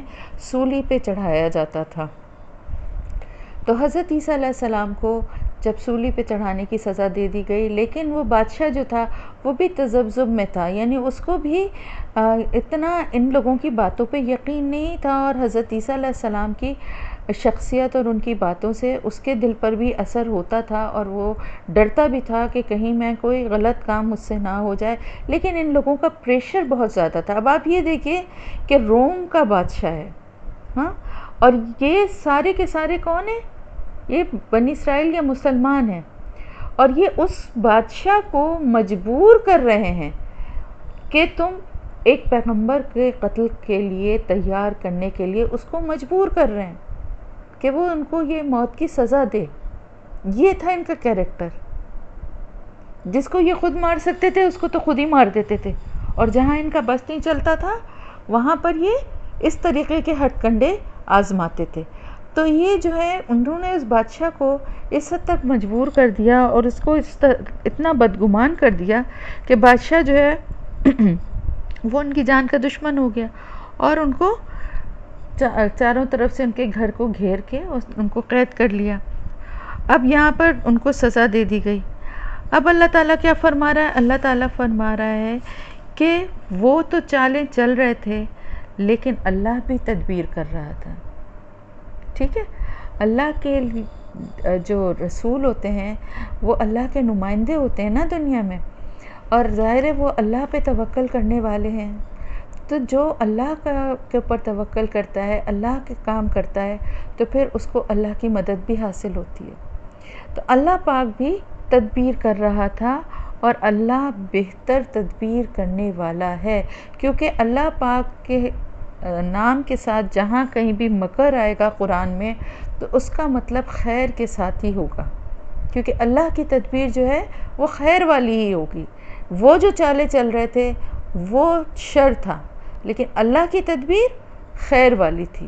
وہ تو ایک غلط کام کرنا چاہ رہے تھے نا، اس کے لیے چالیں چل رہے تھے، ایک رسول کو مروانے کے لیے وہ یہ چالیں چل رہے تھے، لیکن اللہ پاک کی تدبیر جو تھی وہ سب سے بہترین تھی، اور وہ کیا تھی؟ وہ یہ تھی کہ جب ان کو سولی پہ چڑھانے کا فیصلہ کر لیا گیا، اس بادشاہ نے کر لیا،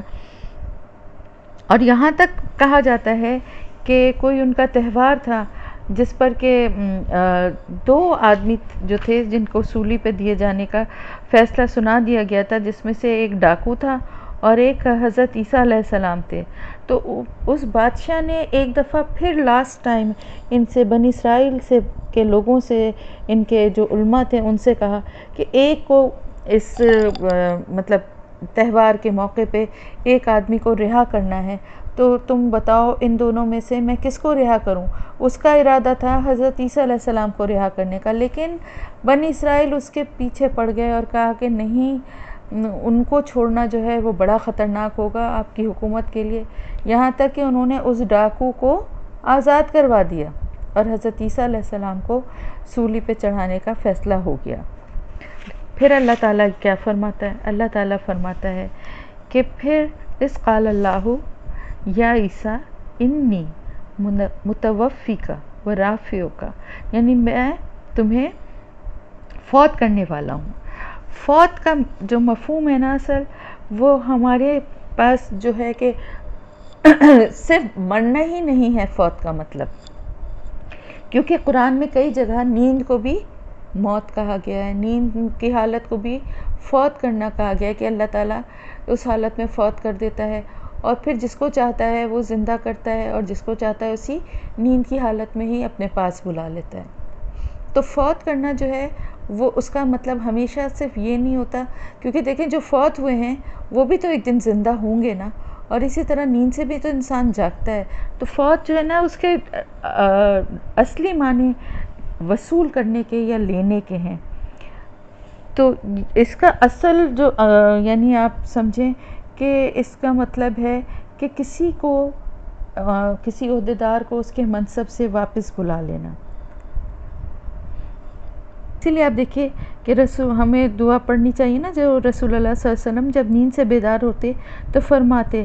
الحمدللہ الذی احیانا بعد ما اماتنا، یعنی اللہ تعالیٰ کا شکر ہے جس نے ہمیں مار ڈالنے کے بعد پھر زندہ کر دیا ہے. تو اسی طرح موت جو ہے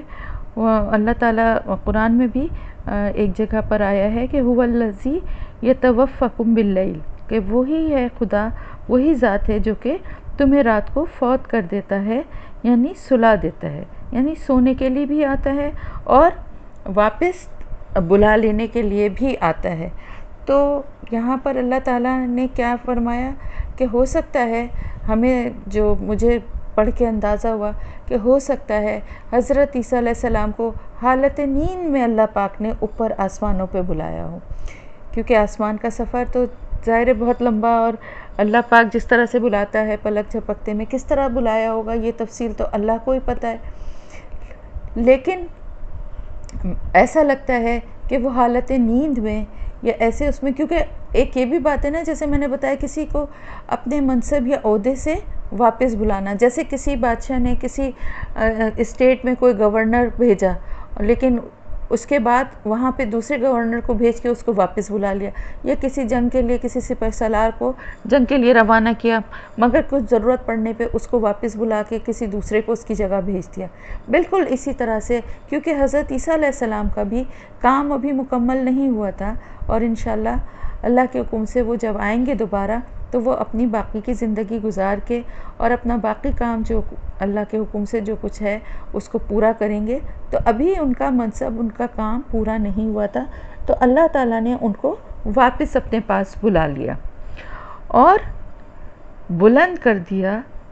بلند کرنے والا ہوں تجھے، یعنی بلند کرنے سے کیا مطلب ہے کہ ایک تو واپس بلا رہا ہوں، اور واپس کہاں بلاؤں گا؟ بلندی کے لیے. تو بلندی کے بھی یہاں پر دو مطلب ہے، مفہوم ہے. ایک تو یہ کہ ان کو فضیلت اور بلند مرتبہ دیا گیا، کہ اللہ تعالیٰ کی طرف سے ایک بہت بڑا اعزاز تھا جو دنیا میں اور کسی کو بھی نہیں اس طرح سے ملا، کہ حضرت صلی اللہ علیہ وسلم گئے آسمانوں پہ اور آسمان کی سیر کر کے، اور لیکن واپس آ گئے، اور حضرت عیسیٰ علیہ السلام کا تو وہیں پر قیام ہے، اور جب اللہ کا حکم ہوگا وہ جب آئیں گے. تو اللہ کے رسول کی یہ بھی ایک بہت بڑی ان کو ایک مرتبہ اور نشانی تھی کہ ان کو اس طرح سے بھی بلند کیا گیا. تو دونوں طرح سے رفع کا مطلب بلند کرنا، یعنی جسمانی طور پہ بھی ان کو بلندی کی طرف اٹھا لیا گیا، اور ان کا مرتبہ بھی بلند کر دیا گیا. دنیا میں ان کا نام اور ان کا ذکر عزت اور احترام سے ہمیشہ لیا جائے گا. وَمُطَهِّرُكَ مِنَ الَّذِينَ كَفَرُوا وَجَاعِلُ الَّذِينَ اتَّبَعُوكَ فَوْقَ الَّذِينَ كَفَرُوا، اور پاک کرنے والا ہوں تجھے کافروں سے، یعنی جو کافر ہیں، جو تیرا انکار کرنے والے ہیں، جو تجھے تیرا انکار کیا کرنے والے ہیں، اللہ کے دین کا بھی انکار کرنے والے ہیں، تیری نبوت کو بھی نہیں مانتے، اور تیرے وجود پر ہی ایک سوال کرتے ہیں، اور جس طرح سے تجھے جھٹلا رہے ہیں، ان سب لوگوں سے میں تجھے پاک کر دوں گا، ان تمام الزامات اور تمام، یعنی وہ لوگ تو دیکھتے ہی رہ گئے نا، انہیں تو پتہ ہی نہیں چلا، انہیں اندازہ ہی نہیں ہوا کہ جس کو وہ سولی پہ چڑھا رہے ہیں وہ حضرت عیسیٰ علیہ السلام نہیں تھے. تو ان کو یہ اندازہ ہی نہیں ہوا، ان کو اس طرح سے حضرت عیسیٰ علیہ السلام کو اللہ نے اپنے پاس بلایا اور ان کو پاک کر دیا، ان تمام لوگوں سے آزاد کر دیا، بلند کر دیا ان کا مرتبہ، جو کہ ان کا انکار کر رہے تھے، اور پھر بنا دیا ان لوگوں کو جو کہ ان کی پیروی کرنے والے تھے، ان لوگوں کے اوپر فوقہ، ان پہ فوقیت دے دی جو لوگ کہ ان کا انکار کرتے تھے. اب کون لوگ تھے جو ان کی پیروی کرنے والے تھے، اور کون لوگ تھے جو ان کا انکار کر رہے تھے؟ ان کی پیروی کرنے والے ظاہر ہے وہ تھے جو کہ انصاری تھے، جو کہ ان کی دعوت پہ دین اسلام کو قبول کر چکے تھے، اور اللہ کے اور ان کے مددگار تھے. ان لوگوں کو اللہ پاک نے آخرت تک کے لیے، یہ لکھا ہوا نا الی یوم القیامہ، قیامت کے دن تک اللہ پاک نے ان کو ان لوگوں پہ فوقیت دی تھی جو بنی اسرائیل کے لوگ تھے، جو کہ ان کا انکار کرتے تھے، جنہوں نے کفر کیا تھا، ان پہ فوقیت دے دی، اور یہ فوقیت ہر لحاظ سے دی۔ اور آج بھی آپ کو نظر آئے گا کہ عیسائی ہم دنیا میں تعداد میں بھی زیادہ ہیں، اور اللہ پاک نے ویسے بھی دیکھیں، کیونکہ جو سختی اور جو ان کی نافرمانی اور ہٹ دھرمی تھی، وہ ان کا کیریکٹر، ان کا مزاج آج بھی ہے۔ اور عیسائیوں میں نسبتاً نرمی بھی ہے اور نسبتاً آسانی بھی ہے دین کی، اور بے شک یہ کہ انہوں نے بھی بہت کتاب میں تحریف کر کے، اور انہوں نے بھی بہت کچھ بدل دیا، اور سب سے بڑی بات تو یہ ہے کہ آپ صلی اللہ علیہ وسلم کے اوپر ایمان نہیں لائے، جس کی وجہ سے ظاہر ہے ان کا تو وہاں سے سلسلہ وہ بات ختم ہی ہو گئی۔ لیکن اس کے باوجود بھی اللہ پاک نے ان کو، کیونکہ وہ اس طرح کے نافرمان اور ضدی نہیں تھے، اس لیے ان کو ان پہ فوقیت دے دی بنی اسرائیل پر، اور یہ فوقیت قیامت تک ہوگی۔ پھر جب تم الیہ مرجعکم، جب میرے پاس لوٹو گے تم سب، ایک دن تو لوٹ کے سب کو جانا ہی ہے نا، تو جب یہ سب پہنچیں گے، ہم سب پہنچیں گے، تمام یہودی، عیسائی اور مسلمان اور سب پہنچیں گے، تو فاحکم بینکم فیما کنتم فیہ تختلفون، تو اس دن میں فیصلہ کروں گا درمیان تمہارے جس میں تم اختلاف کرتے تھے۔ کیا اختلاف کرتے تھے؟ یعنی حضرت عیسیٰ علیہ السلام کی پیدائش، ان کی وفات، ان کی نبوت، ان کی ہر بات پہ آبجیکشن تھا نا، اس میں اختلاف تھا نا۔ آپ کو پتہ ہے کہ شروع میں تو یہ بات نہیں کہی جاتی تھی، نعوذ باللہ استغفر اللہ، کہ اللہ کا بیٹا والی بات، یہ تو 300 سال کے بعد جو ہے یہ دین میں ان کے یہ چینج آیا۔ اس سے پہلے تو وہ حضرت مریم علیہ السلام پہ بہتان لگاتے تھے، اور کبھی کسی سے منسوب کرتے تھے اور کبھی کسی سے منسوب کرتے تھے، اور پھر اس کے بعد یہ جو ان کا نظریہ تھا کہ اللہ اور حضرت عیسیٰ علیہ السلام اور حضرت مریم علیہ السلام کہ یہ تینوں جو ہیں نعوذ باللہ استغفر اللہ خدائی میں شریک ہیں، اور خداوند کے بیٹے اور فلانا، یہ سارا کچھ جو ان کے مذہب میں اور مزید بگاڑ آیا، وہ 300 سال کے بعد آیا، اور پھر اب وہ اتنا پکا ہو گیا کہ اس پہ وہ آج تک قائم ہیں۔ تو فَأَمَّا الَّذِينَ كَفَرُوا فَأُعَذِّبُهُمْ عَذَابًا شَدِيدًا فِي الدُّنْيَا وَالْآخِرَةِ وَمَا لَهُم مِّن نَاصِرِينَ، پھر وہ لوگ جو کفر کیا ہے، جنہوں نے، یعنی جب اللہ پاک فیصلہ فرمائے گا، یہ سارے اختلافات جو یہ لوگ کر رہے ہیں اور جس طرح کے الزامات انہوں نے لگائے تھے، ان ساری باتوں کا جب اللہ تعالیٰ فیصلہ فرمائے گا، تو پھر جو انکار کرنے والے لوگ ہوں گے، کفر کرنے والے لوگ ہوں گے، ان کو وہ شدید ترین عذاب دیا جائے گا، عذاباً شدیدہ، سخت عذاب دنیا میں بھی اور آخرت میں بھی۔ یعنی دنیا میں بھی ان کو سزا ہے، ان کے لیے کیا سزا ہے دنیا میں؟ بظاہر تو ہمیں ایسا لگتا ہے نا کہ دنیا کی نعمتیں زیادہ شاید انہی لوگوں کو حاصل ہیں، لیکن آپ دیکھیں ان کے وہ اس طرح کا عذاب ہے ان کے لیے کہ ان کو ذہنی سکون نہیں ہے۔ ایک مسلمان کو جو اللہ پہ توکل کرنے والا ہے، اس کے ذہن کو جو سکون اور جو اطمینان ہے وہ ان کے پاس نہیں ہے۔ جس طرح کی ان کی ذہنی کیفیت ہوتی ہے اور جس طرح کے ان کے ساتھ معاملات ہیں، اللہ کا شکر ہے مسلمان اس سے محفوظ ہے۔ تو یہ بھی عذاب کی شکلیں ہیں کہ ایک انسان ذہنی طور پہ پرسکون نہ ہو، یا ہر وقت سازشوں میں اس کا دماغ الجھا ہو، یا ہر وقت اس طرح کی باتوں میں اور اس طرح کے اختلافات میں وہ الجھا رہے، تو ایک غلط عقیدے کے اوپر اپنے آپ کو اپنے یقین کو ٹکائے ہوئے ہو، اور ان باتوں پہ یقین بھی اس کو پتہ ہے کہ جب کوئی آپ دیکھیں نا لاجیکلی اگر دیکھیں اور سمجھیں تو ہر انسان اس بات کو سمجھ سکتا ہے کہ اللہ پاک کی ذات تو بے نیاز ہے، تو یہ چیز جو وہ کہتے ہیں، جو بات وہ کہتے ہیں، اس کی کوئی بنیاد نہیں ہے۔ تو یہ ساری چیزیں جو ہے نا، یہ بھی عذاب کی ایک شکل ہے، اور آخرت کا عذاب جو ہے وہ تو ہے ہی، اور پھر وہاں پر ان کا کوئی مددگار نہیں ہوگا، کوئی بھی ان کو بچانے والا نہیں ہوگا۔ دنیا میں تو بہت سارے مددگار ہیں نا، وہ آپس میں سب ایک دوسرے کی مدد کے لیے اکٹھے ہو جاتے ہیں، جو بھی اہل کتاب ہیں یا نان مسلمز ہیں یا جو بھی ہیں، یہ سب ایک دوسرے کی مدد کے لیے اکٹھے ہو جاتے ہیں دنیا میں مسلمانوں کے مقابلے میں، لیکن وہاں پر ان کا کوئی مددگار نہیں ہوگا۔ اور وہ لوگ جو ایمان لائے اور جنہوں نے نیک عمل کیے، فَيُوَفِّيهِمْ أُجُورَهُمْ، ان کو پورا پورا دیا جائے گا ان کا اجر۔ اور پورا پورا اجر میں نے آپ کو بتایا تھا نا کہ پورا اجر کیا ہوتا ہے، کہ اللہ پاک جو ہے نیکیوں کو بڑھا چڑھا کے دے گا، گناہوں کا اتنا ہی ہوگا، لیکن نیکیوں میں اللہ پاک اپنی رحمت سے جتنا چاہے گا اتنا بڑھا چڑھا کے دے گا۔ یہ ہے پورا پورا اجر۔ تو وہ ان لوگوں کو جو ایمان لائے، جس دور میں بھی تھے، ایمان لانے والے اور نیک عمل کرنے والے، ایمان کے ساتھ ساتھ اعمال صالح کا بھی ذکر ہے، تو جو نیک عمل کرنے والے ہیں ان کو پورا پورا اجر دیا جائے گا۔ اور اللہ تعالیٰ ظلم کرنے والوں کو پسند نہیں کرتا، یعنی ظالموں کو اللہ تعالیٰ ان سے محبت نہیں کرتا۔ تو اللہ تعالیٰ جب ظلم کو پسند نہیں کرتا اور ظالموں سے محبت نہیں کرتا، تو پھر وہ خود کیسے کسی کے ساتھ ظلم کر سکتا ہے؟ خود سے نہیں کر رہا۔ انہوں نے کہیں پر بھی خود کو اللہ کہنے کا یا معبود کہنے کا دعویٰ نہیں کیا تھا، بلکہ ہمیشہ اللہ کے بندے اور رسول ہی اپنے آپ کو بتایا تھا، اور کہا تھا کہ جو بھی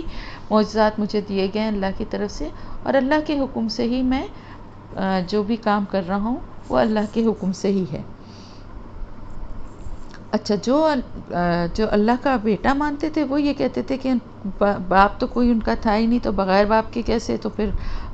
ان کی نسبت وہاں جوڑتے تھے۔ اور پھر وہ یہ کہ وہ گہوارے میں بولنے لگے تھے، یہ سب باتیں بھی ایسی تھیں کہ یہ ایک نارمل کسی انسان کی اولاد میں نہیں ہو سکتی۔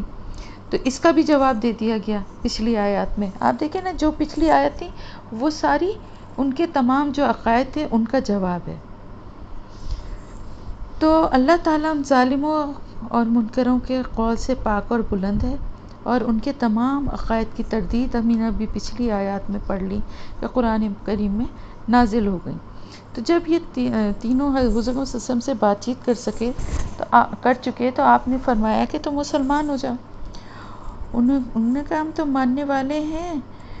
تو آپ نے فرمایا نہیں، تم اسلام کو مانو، اسلام قبول کر لو۔ یعنی جب کہا مسلمان ہو جاؤ تو انہوں نے کہا ہم تو ہیں ہی مسلمان، کیونکہ اس سے پہلے ہم نے آیت میں پڑھا نا کہ اپنے آپ کو وہ بھی مسلمان ہی کہتے۔ تو آپ صلی اللہ علیہ وسلم نے فرمایا کہ نہیں، اسلام قبول کر لو، کیونکہ اب اسلام کو ماننے والے مسلمان۔ اور ساتھ ہی ساتھ اپنے غلط عقائد جو ہیں، یعنی اللہ کی اولاد جو تم مانتے ہو، یا صلیب جو ہے یعنی کراس جو ہے اس کی عبادت کرتے ہو، اور سور کے گوشت کو کھاتے ہو، یہ سب چیزیں انہوں نے حلال اپنے اوپر کر لی تھی نا، جبکہ کتاب میں انہوں نے تحریف کی، تو یہ ساری جو غلط باتیں تھیں ان کو اس میں شامل کر لیا۔ تو آپ نے یہ ساری جو آیات سورہ آل عمران کی تھی ان پہ تلاوت کی اور ان کو یہ ساری باتیں بتائیں۔ ابن اسحاق ان سب کی مختصر سی تفسیر بیان کر کے بتاتے ہیں کہ آپ نے جب یہ سب کچھ تلاوت کر کے انہیں سمجھا دیا، پھر آپ نے یہ جو آگے آیت آ رہی ہے نا، جو مباہلے کی آیت ہے۔ مباہلہ کیا ہوتا ہے؟ یعنی ایک دوسرے کے اوپر دعا کرنا، بلکہ بد دعا کرنا، ایک دوسرے کے اوپر لعنت بھیجنا اور بد دعا کرنا، یہ ہوتا ہے مباہلہ۔ اور اس کو کے لیے کیا ہوتا ہے؟ جو حق پہ ہوتا ہے۔ ہم نے ابھی جب پچھلے دنوں رمضان میں سورہ نور کی تفسیر میں نے کروائی تھی، تو میں نے اس میں بھی بتایا تھا نا کہ اس میں کیا، جب کوئی گواہ نہ ہو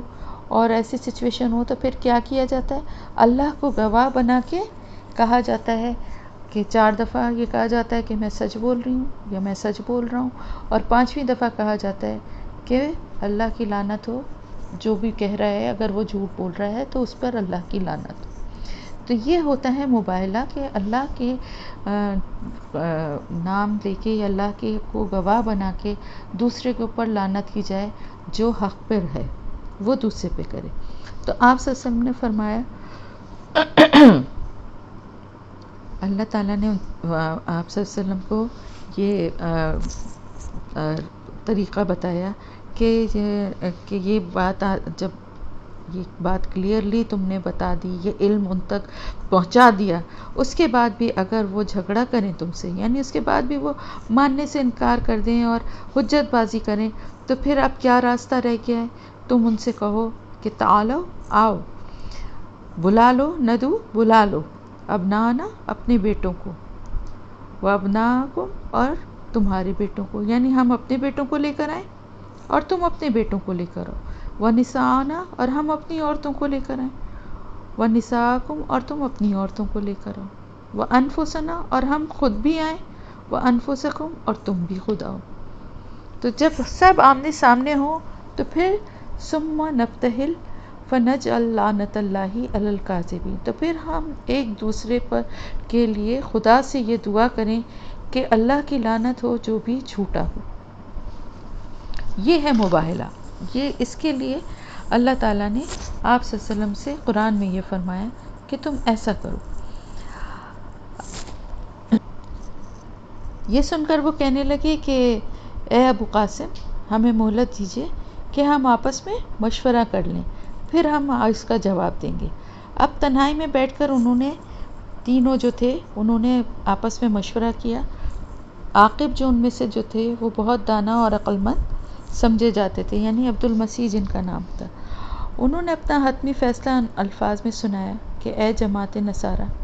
تم نے یقین کے ساتھ اتنا تو معلوم کر لیا ہے کہ حضرت محمد صلی اللہ علیہ وسلم اللہ کے سچے رسول ہیں، اور یہ بھی تم جانتے ہو کہ حضرت عیسیٰ علیہ السلام کی حقیقت وہی ہے جو محمد صلی اللہ علیہ وسلم کی زبانی تم سن چکے ہو، اور تمہیں اچھی طرح علم ہے کہ جو قوم نبی کے ساتھ ملائنہ یا مباہلہ کرتی ہے، یعنی لعنت ملامت کا مقابلہ آپس میں آمنے سامنے کرتی ہے، نہ ان کے بڑے باقی رہتے ہیں نہ چھوٹے بڑے ہوتے ہیں، بلکہ سب کے سب جڑ سے بنیاد سے اکھیڑ کر پھینک دیے جاتے ہیں۔ یاد رکھو اگر تم نے مباہلے کے لیے قدم بڑھایا تو تمہارا ستیہ ناش ہو جائے گا، بس یا تو تم اسی دین کو قبول کرو، اور اگر کسی طرح نہیں ماننا چاہتے اور اپنے دین پر اور حضرت عیسیٰ علیہ السلام کے متعلق اپنے ہی خیالات پر قائم رہنا چاہتے ہو تو صلح کر لو اور اپنے وطن کو لوٹ جاؤ۔ اب اس سے کیا ہمیں اندازہ ہوتا ہے؟ اس سے ہمیں یہ پتہ چلتا ہے کہ وہ بہت اچھی طرح سے یہ بات سمجھ گئے تھے۔ آپ صلی اللہ علیہ وسلم کی شخصیت ہی ایسی تھی کہ آپ کو دیکھنے کے بعد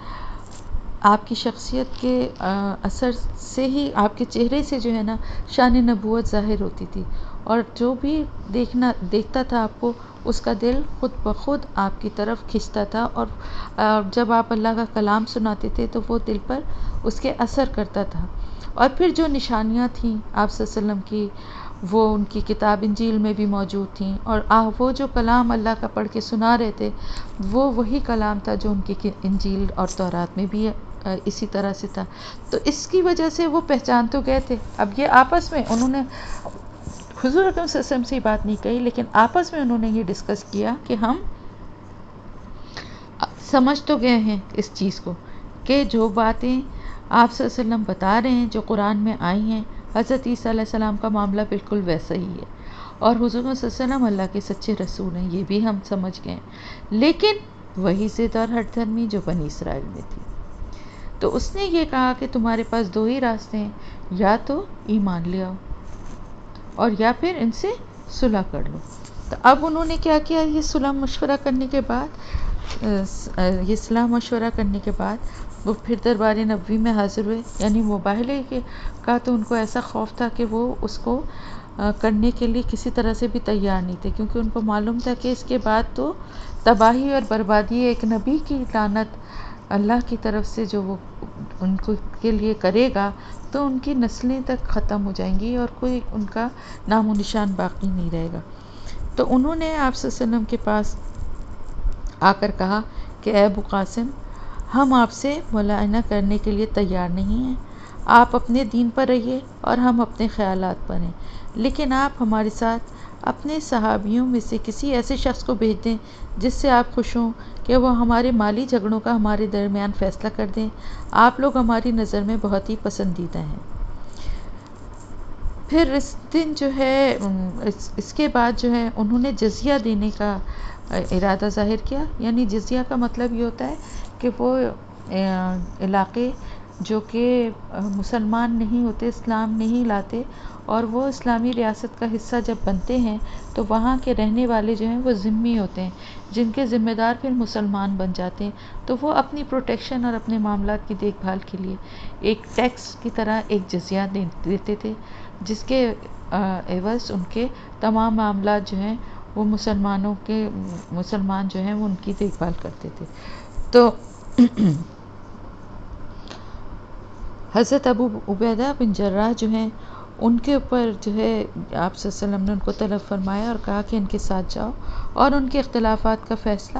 حق سے کر دو۔ چنانچہ حضرت ابو عبیدہ رضی اللہ تعالیٰ عنہ ان کے ساتھ تشریف لے گئے۔ اسی طرح صحیح بخاری شریف کی روایت کی ایک حدیث میں ہے کہ ہر امت کا امین ہوتا ہے اور اس امت کا امین ابو عبیدہ بن جراح ہے۔ اسی طرح حضرت ابن عباس سے مروی ہے کہ ابو جہل ملعون نے یہ کہا تھا کہ اگر میں محمد صلی اللہ علیہ وسلم کو کعبے میں نماز پڑھتے دیکھ لوں گا تو اس کی گردن کچل دوں گا۔ فرماتے ہیں کہ آپ صلی اللہ علیہ وسلم نے فرمایا کہ اگر وہ ایسا کرتا تو سب کے سب دیکھتے کہ فرشتے اسے دبوچ لیتے اور جہنم میں ڈال دیتے، اور یہودیوں سے جب قرآن نے کہا کہ آؤ جھوٹوں کے لیے موت مانگو، اگر وہ مانگتے تو یقیناً سب کے سب مر جاتے اور اپنے اپنے ٹھکانے جہنم کی آگ میں دیکھ لیتے۔ اور جن نصرانیوں کو مباہلے کی دعوت دی گئی تھی اگر وہ حضور اکرم صلی اللہ علیہ وسلم کے مقابلے میں مباہلے کے لیے نکلتے تو لوٹ کر اپنے مالوں کو اور اپنے بال بچوں کو نہ پاتے۔ یہ صحیح بخاری، ترمذی اور نسائی میں بھی یہ حدیث موجود ہے۔ آپ صلی اللہ علیہ وسلم جو تھے وہ صبح حضرت حسن اور حضرت حسین رضی اللہ تعالیٰ عنہما کو اپنی چادر میں لیے ہوئے تشریف لائے۔ پیچھے پیچھے فاطمہ رضی اللہ تعالیٰ عنہا آ رہی تھیں اور اس وقت آپ کی کئی ایک بیویاں تھیں۔ یہ دیکھتے ہی وہ تینوں سردار آپس میں کہنے لگے کہ تم جانتے ہو کہ نجران کی ساری وادی میری بات کو مانتی ہے اور میری رائے پر عمل کرتی ہے۔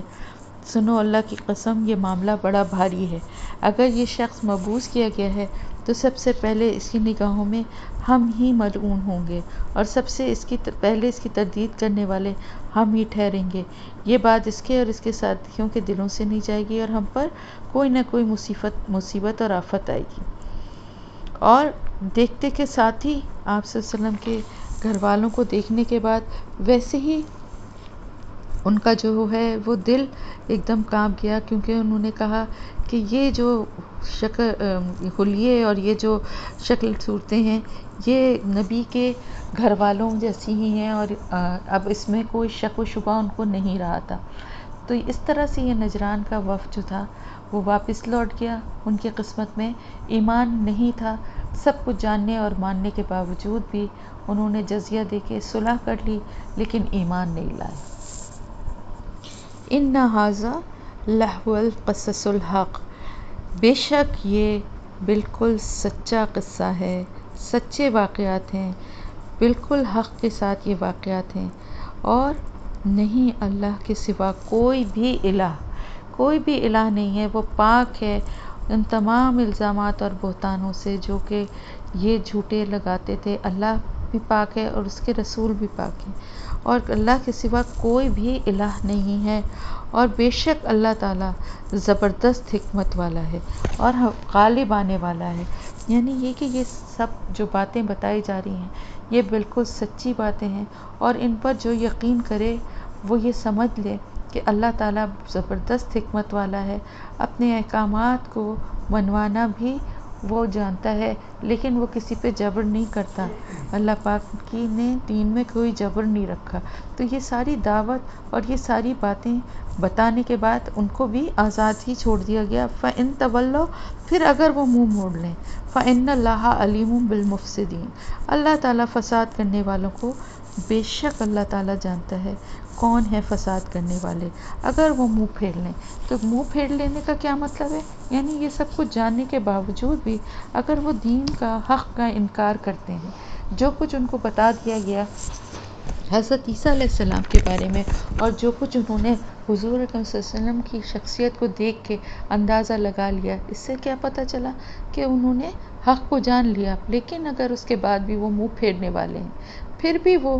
اپنی ضد اور اپنی دنیاوی فائدے اور اپنی، کیونکہ یہ جو سردار آئے تھے نا، ان کا اپنی قوم میں، اپنے علاقوں میں بہت مرتبہ تھا اور بڑی عزت و تکریم تھی اور بڑا اونچا ان کا مقام تھا. تو یہ بھی ایک ڈر اور خوف تھا کہ اسلام لانے کے بعد ہماری یہ حیثیت اور یہ پوزیشن ہم سے چھن جائے گی اور ہم ایک عام مسلمان کی حیثیت سے ہماری حیثیت رہ جائے گی. تو دنیاوی فائدے، جیسا کہ بنی اسرائیل کا قاعدہ تھا کہ دنیاوی فائدوں کے لیے اللہ کے دین کو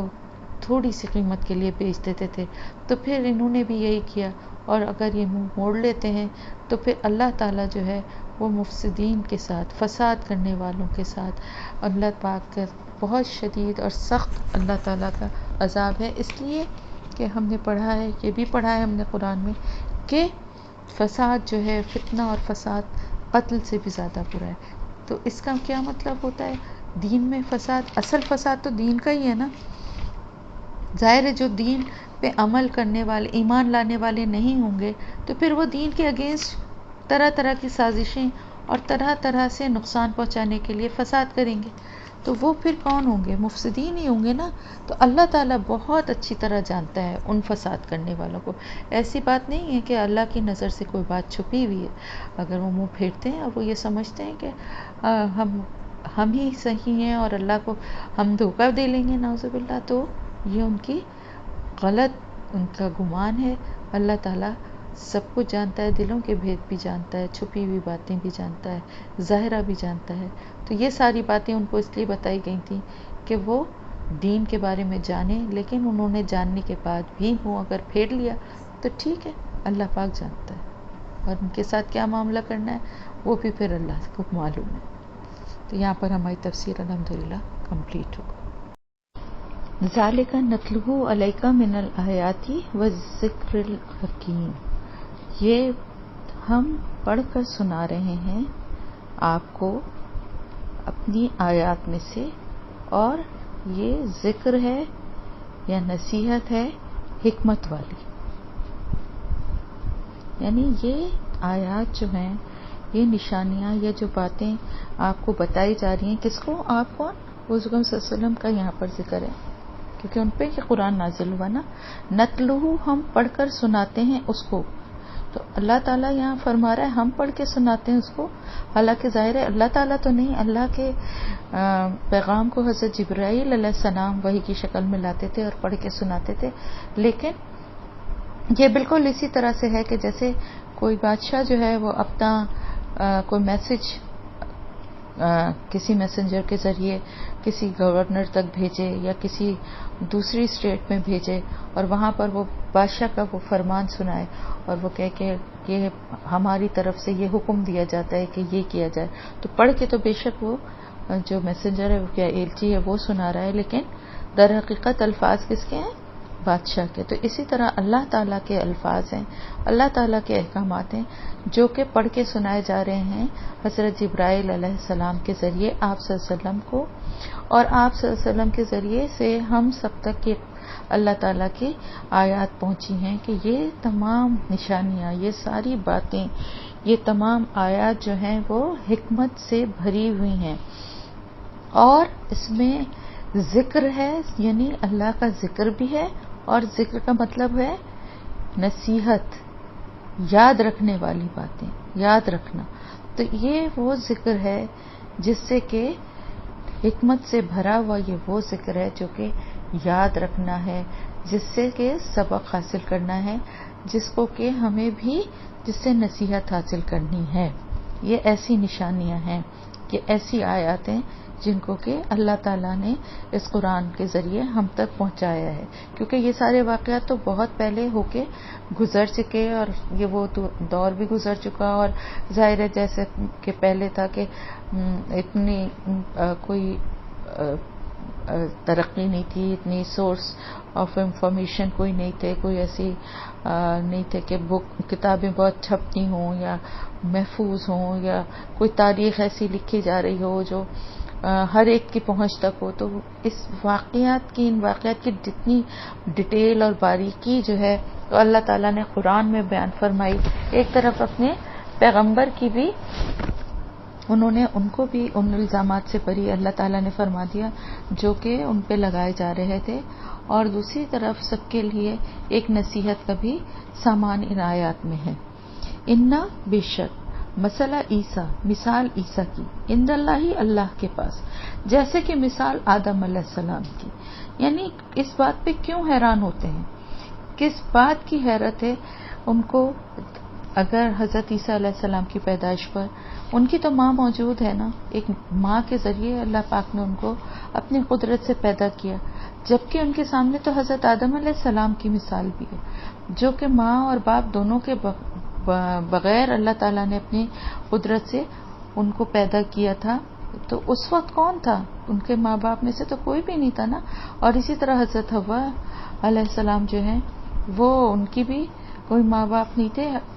باپ کی، یا یہ سمجھیں کہ حضرت آدم علیہ السلام کی پسلی کے اس سے ان کو پیدا کیا گیا تھا، لیکن وہ اس طریقے سے تو پیدا نہیں ہوئی تھی نا جیسے ماں اور باپ کے ذریعے بچے پیدا ہوتے ہیں۔ تو اس میں اتنی حیرت کی کیا بات ہے؟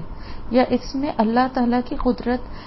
ان کو نظر نہیں آتی جو وہ شک و شبے میں پڑھ کے اس طرح کے الزامات لگا رہے ہیں؟ اللہ کے لیے کیا مشکل ہے؟ جب وہ ماں اور باپ دونوں کے بغیر پیدا کر سکتا ہے تو کیا صرف باپ کے بغیر پیدا نہیں کر سکتا؟ اللہ تعالیٰ فرما رہے ہیں کہ اس کو بھی، یعنی حضرت آدم علیہ السلام کو بھی میں نے مٹی سے پیدا کیا تھا، تراب، مٹی سے اس کو بھی میں نے بنایا تھا۔ پھر میں نے اس کے لیے بھی یہی کہا تھا کن، تو وہ فیکون، تو وہ ہو گیا۔ یعنی ان کو بھی جس طرح حضرت عیسیٰ علیہ السلام کو کلمۃ اللہ کہا گیا اور یہی کہا گیا کہ اللہ پاک نے کے کلمے سے، یعنی کن کے کلمے سے وہ پیدا ہوئے، اللہ نے کن کہا اور وہ ہو گیا۔ تو اسی طرح سے حضرت آدم علیہ السلام کو بھی اس سے پہلے اللہ پاک نے اسی طرح اپنے کلمے سے پیدا کیا تھا اور ان کے لیے بھی یہی کہا تھا کن، تو وہ ہو گئے تھے۔ یہ پہلے حضرت عیسیٰ علیہ السلام کے بھی یہ آیت آ چکی ہے نا کہ ان کے لیے بھی کہا کن، تو اللہ جو چاہتا ہے وہ کرتا ہے، اور جب وہ کسی چیز کا فیصلہ کر لیتا ہے تو وہ کہتا ہے اس کے لیے کن، تو وہ ہو جاتا ہے۔ تو اسی طرح حضرت آدم علیہ السلام کو بھی پیدا کیا گیا، یعنی حضرت آدم علیہ السلام کی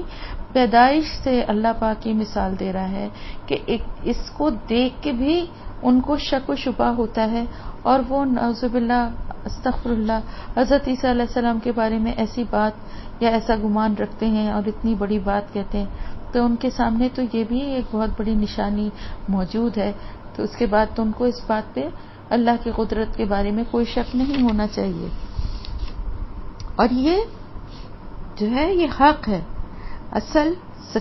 بالکل سچائی جو ہے تیرے رب کی طرف سے وہ یہی ہے۔ تو پھر تم ان لوگوں میں شامل نہ ہو جو شک میں پڑ گئے تھے، تم ان لوگوں میں شامل نہ ہو۔ یہ اس وقت ڈائریکٹلی پیغام تو آیا تو آپ صلی اللہ علیہ وسلم پہ آئی ہیں، لیکن آپ صلی اللہ علیہ وسلم کے بارے میں کوئی ایسی بات نہیں تھی کہ آپ شک میں یا شبے میں پڑیں، بلکہ یہ ان لوگوں سے کہا جا رہا تھا جو کہ شک و شبے میں پڑے ہوئے ہیں، یا جو ان کی باتیں سن کے شک و شبے میں پڑ جاتے تھے کہ اتنی بڑی مثال اور اتنی بڑی نشانی حضرت آدم علیہ السلام کی شکل میں موجود ہونے کے باوجود اس بارے میں کسی شک و شبے میں پڑنے کی گنجائش باقی نہیں رہتی۔ اب آگے کی جو آیات ہیں وہ ایک خاص واقعے سے تعلق رکھتی ہیں۔ سن 9 ہجری میں جو سال تھا وہ عام الوفود کہلاتا ہے۔ عام الوفود کا مطلب یہ ہوتا ہے کہ وفد جس سال بہت آئے، عام کہتے ہیں سال کو، جس سال بہت سے وفد آئے۔ ہوا یہ تھا کہ جب ظاہر مکہ فتح ہو گیا تو پھر لوگوں کے بہت سارے وفود مختلف قبائل اور مختلف علاقوں سے لوگ آنے لگے، کیونکہ ابھی تک تو وہ مکہ کے لوگوں قریش کی وجہ سے ایک ان کے دل میں بھی ڈر اور تذبذب تھا کہ ہم ساتھ دیں تو کہیں ہمارے خلاف یہ مکے والے ہمارے بھی خلاف نہ ہو جائیں۔ دوسری یہ کہ وہ ابھی شک و شبے میں بھی پڑے تھے، لیکن جس طرح سے آپ صلی اللہ علیہ وسلم کو اللہ تعالیٰ نے فتح دی اور جس طرح سے مکے میں دوبارہ آپ کی واپسی ہوئی اور یہ سارا کچھ ہونے کے بعد جو ہے لوگوں کو بھی یقین ہو گیا کہ ظاہر ہے آپ سچے اور اللہ کے بھیجے ہوئے نبی ہیں،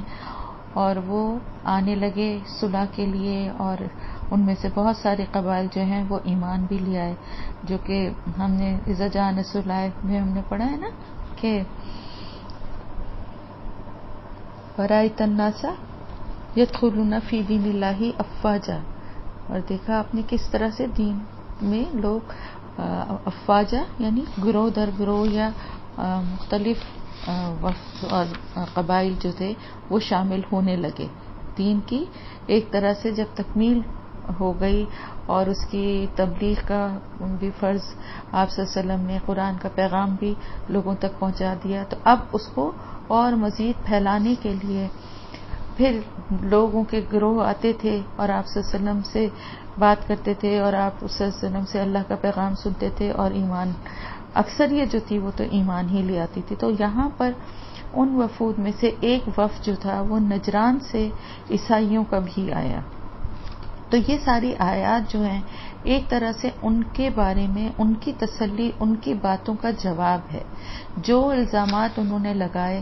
جو باتیں وہ حضرت عیسیٰ علیہ السلام سے منسوب کر کے گمراہ کن باتیں پھیلاتے تھے، تو یہ جو آپ نے پچھلی آیتیں پڑھی، میں نے آپ کو بتایا تھا نا کہ سورہ آل عمران کے ہم نے 3 حصے کیے، جس میں سے ایک جو ہے وہ عیسائیوں کے عقائد کا جو ہے ایک طرح سے جواب ہے۔ تو یہ ساری باتیں جس میں شروع سے اتنی تفصیل سے حضرت مریم علیہ السلام کے واقعے سے اور پھر حضرت عیسیٰ علیہ السلام کی پیدائش اور پھر اللہ تعالیٰ کی طرف سے ان کے بارے میں جو باتیں بتائی گئیں کہ وہ اللہ کے نبی تھے اور وہ اللہ کے بندے تھے اور کس طرح سے وہ کتنے ان کو اللہ نے کیا کیا صلاحیتیں دی تھی، اور پھر یہ بھی بتایا گیا جو کہ ان کی کتابوں میں بھی موجود تھا، لیکن وہ ان چیزوں کو بدل دیتے تھے کہ حضرت عیسیٰ علیہ السلام جس کوڑھی کو یا جس اندھے کو ٹھیک کرتے تھے تو اللہ کے حکم سے یہی کہتے تھے کہ اللہ کے حکم سے، انہوں نے کہیں پر بھی یہ دعویٰ نہیں کیا کہ میں اللہ ہوں یا نعوذ باللہ کوئی اور رشتہ میرا اللہ سے، بلکہ اللہ کے بندے اور رسول ہونے کا ہی انہوں نے ہمیشہ کہا، اور جس کو بھی مردے کو بھی زندہ کیا تو اللہ کے حکم سے ہی کر رہا ہوں۔ تو یہ ساری باتیں جو تھیں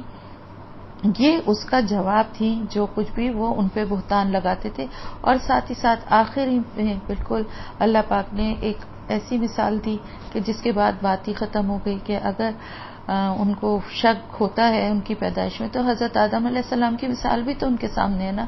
جن کو اللہ تعالیٰ نے بغیر باپ، ماں اور باپ دونوں کے پیدا کیا، اور اللہ کے کلمہ کن سے وہ بھی پیدا ہوئے، اور حضرت عیسیٰ علیہ السلام بھی کلمہ کن سے پیدا ہوئے۔ تو یہ ساری باتیں جو تھیں یہ اس عیسائی وقت کے آگے جو ہے آپ صلی اللہ علیہ وسلم نے پیش کی۔ اصل میں ہوا یہ تھا کہ جب وہ آئے تو نجران کا جو وفد تھا وہ ان کا عقیدہ جو تھا وہ تو آپ کو پتہ ہی ہے۔ اب اس وفد میں یعنی ایک بہت بڑا وفد آیا تھا، اور جس میں کہا جاتا ہے کہ یہ 70 کے قریب لوگ تھے، اور ان 70 کے اوپر جو ہے 14 شخص جو تھے وہ ان کے سردار تھے، جن کے نام بھی دیے گئے ہیں، لیکن اتنی ڈیٹیل آپ لوگوں کو اگر پڑھنا ہو تو تفسیر میں پڑھ لیجئے، تو ان کے نام بھی دیے گئے ہیں، اور ان 14 سرداروں کے اوپر بھی 3 بڑے سردار تھے، یعنی جو ڈیسیژن میکنگ جو لوگ تھے وہ سب سے اوپر جو 3 تھے وہ تھے، اور ان سے نیچے جو تھے وہ ان کو مشورہ دینے والے، اور ان سے نیچے جو تھے وہ ان سے مشورہ ان کو دینے والے، یعنی ایک پورا آرگنائزڈ ایک وفد آیا تھا۔ اور صحابہ کرام کا یہ کہنا ہے کہ اس سے پہلے کوئی بھی وفد اس طرح سے اتنی شان و شوکت سے نہیں آیا۔ تو یہ وفد جب مدینے میں داخل ہوا اور حضور صلی اللہ علیہ وسلم کی خدمت میں مسجد نبوی میں حاضر ہوا، تو آپ اس وقت نماز عصر سے فارغ ہو کر بیٹھے تھے۔ یہ لوگ بڑے اچھی پوشاکیں اور زیادہ تر جو تھے وہ ایک جگہ اور سر پہ چادر اوڑھے ہوئے تھے، اور جب یہ وہاں آئے تو انہوں نے ان کی نماز کا وقت ہو گیا، اور انہوں نے آپ صلی اللہ علیہ وسلم سے اجازت لی اپنی نماز پڑھنے کی۔ آپ نے انہیں اجازت دے دی، اور انہوں نے مشرق کی طرف منہ کر کے مسجد نبوی میں ہی اپنی طریقے پر نماز ادا کر لی۔ اب آپ دیکھیں اس میں کتنی بڑی ایک بات اور کتنا بڑا ایک سبق ہے کہ وہ عیسائی وفد کو آپ صلی اللہ علیہ وسلم نے، رسول خدا صلی اللہ علیہ وسلم موجود ہیں وہاں، اور انہوں نے اپنی موجودگی میں ان کو اجازت دی کہ وہ اپنی نماز ادا کر لیں۔ اسی مسجد میں جو کہ مسلمانوں کی ہے. اور ہمارے ہاں کیا ہوتا ہے، ایک فرقے کی مسجد میں دوسرے فرقے والا نماز نہیں پڑھ سکتا. شیعہ اور سنی کی تو بات ہی چھوڑ دیں، سنیوں میں ہی اتنے فرقے بن گئے ہیں، اور ہر فرقہ جو ہے وہ دوسرے فرقے کی مسجد میں جانا اول تو پسند نہیں کرتا، اور اگر جانا چاہے تو لوگ اس کو آنے بھی نہ دیں. جبکہ مسجد جو ہے وہ اللہ کا گھر ہے، جہاں پر آنے سے، دیکھیں آپ صلی اللہ علیہ وسلم نے عیسائیوں کو بھی نماز پڑھنے سے نہیں روکا، تو مسلمان کو مسلمانوں کی مسجد میں آنے سے روکنا یا مسلمانوں کا کسی بھی مسجد میں جانے سے انکار کرنا کتنا بڑا گناہ ہے، یہ خود سوچ لیں آپ لوگ. تو انہوں نے نماز کے بعد آپ صلی اللہ علیہ وسلم سے گفتگو کی. جو تین ان کے سردار تھے سب سے بڑے، حارثہ بن علقمہ، عاقب یعنی عبد المسیح اور سید،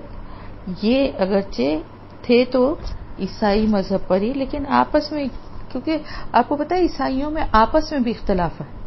اور اس دور میں بھی تھا آپس میں اختلاف، جس میں سے کچھ لوگ جو تھے وہ صحیح عقیدے پر بھی تھے اور اللہ کا رسول ہی سمجھتے تھے، لیکن ساتھ ہی ساتھ حضرت مریم رضی اللہ تعالیٰ پہ بہتان لگاتے تھے، ان کے اوپر الزام لگاتے تھے. اور کچھ جو تھے وہ یہی جو عقیدہ تھا جس میں اللہ تعالیٰ کا نعوذ باللہ ان کو بیٹا اور حضرت مریم علیہ السلام کو کا رشتہ اللہ سے جوڑتے تھے، استغفر اللہ. تو مطلب ان کے آپس میں بھی ان کے اختلافات تھے مختلف، جو ان کے فرقے تھے.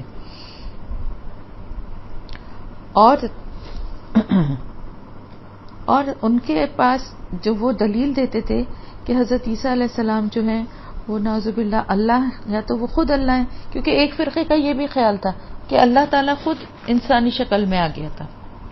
اور اس کے لیے وہ نشانی یہ دیتے تھے کہ وہ مردوں کو زندہ کر دیتے تھے، اندھوں کو بینائی دے دیتے تھے، کوڑیوں کو اور بیماروں کو شفا دے دیتے تھے.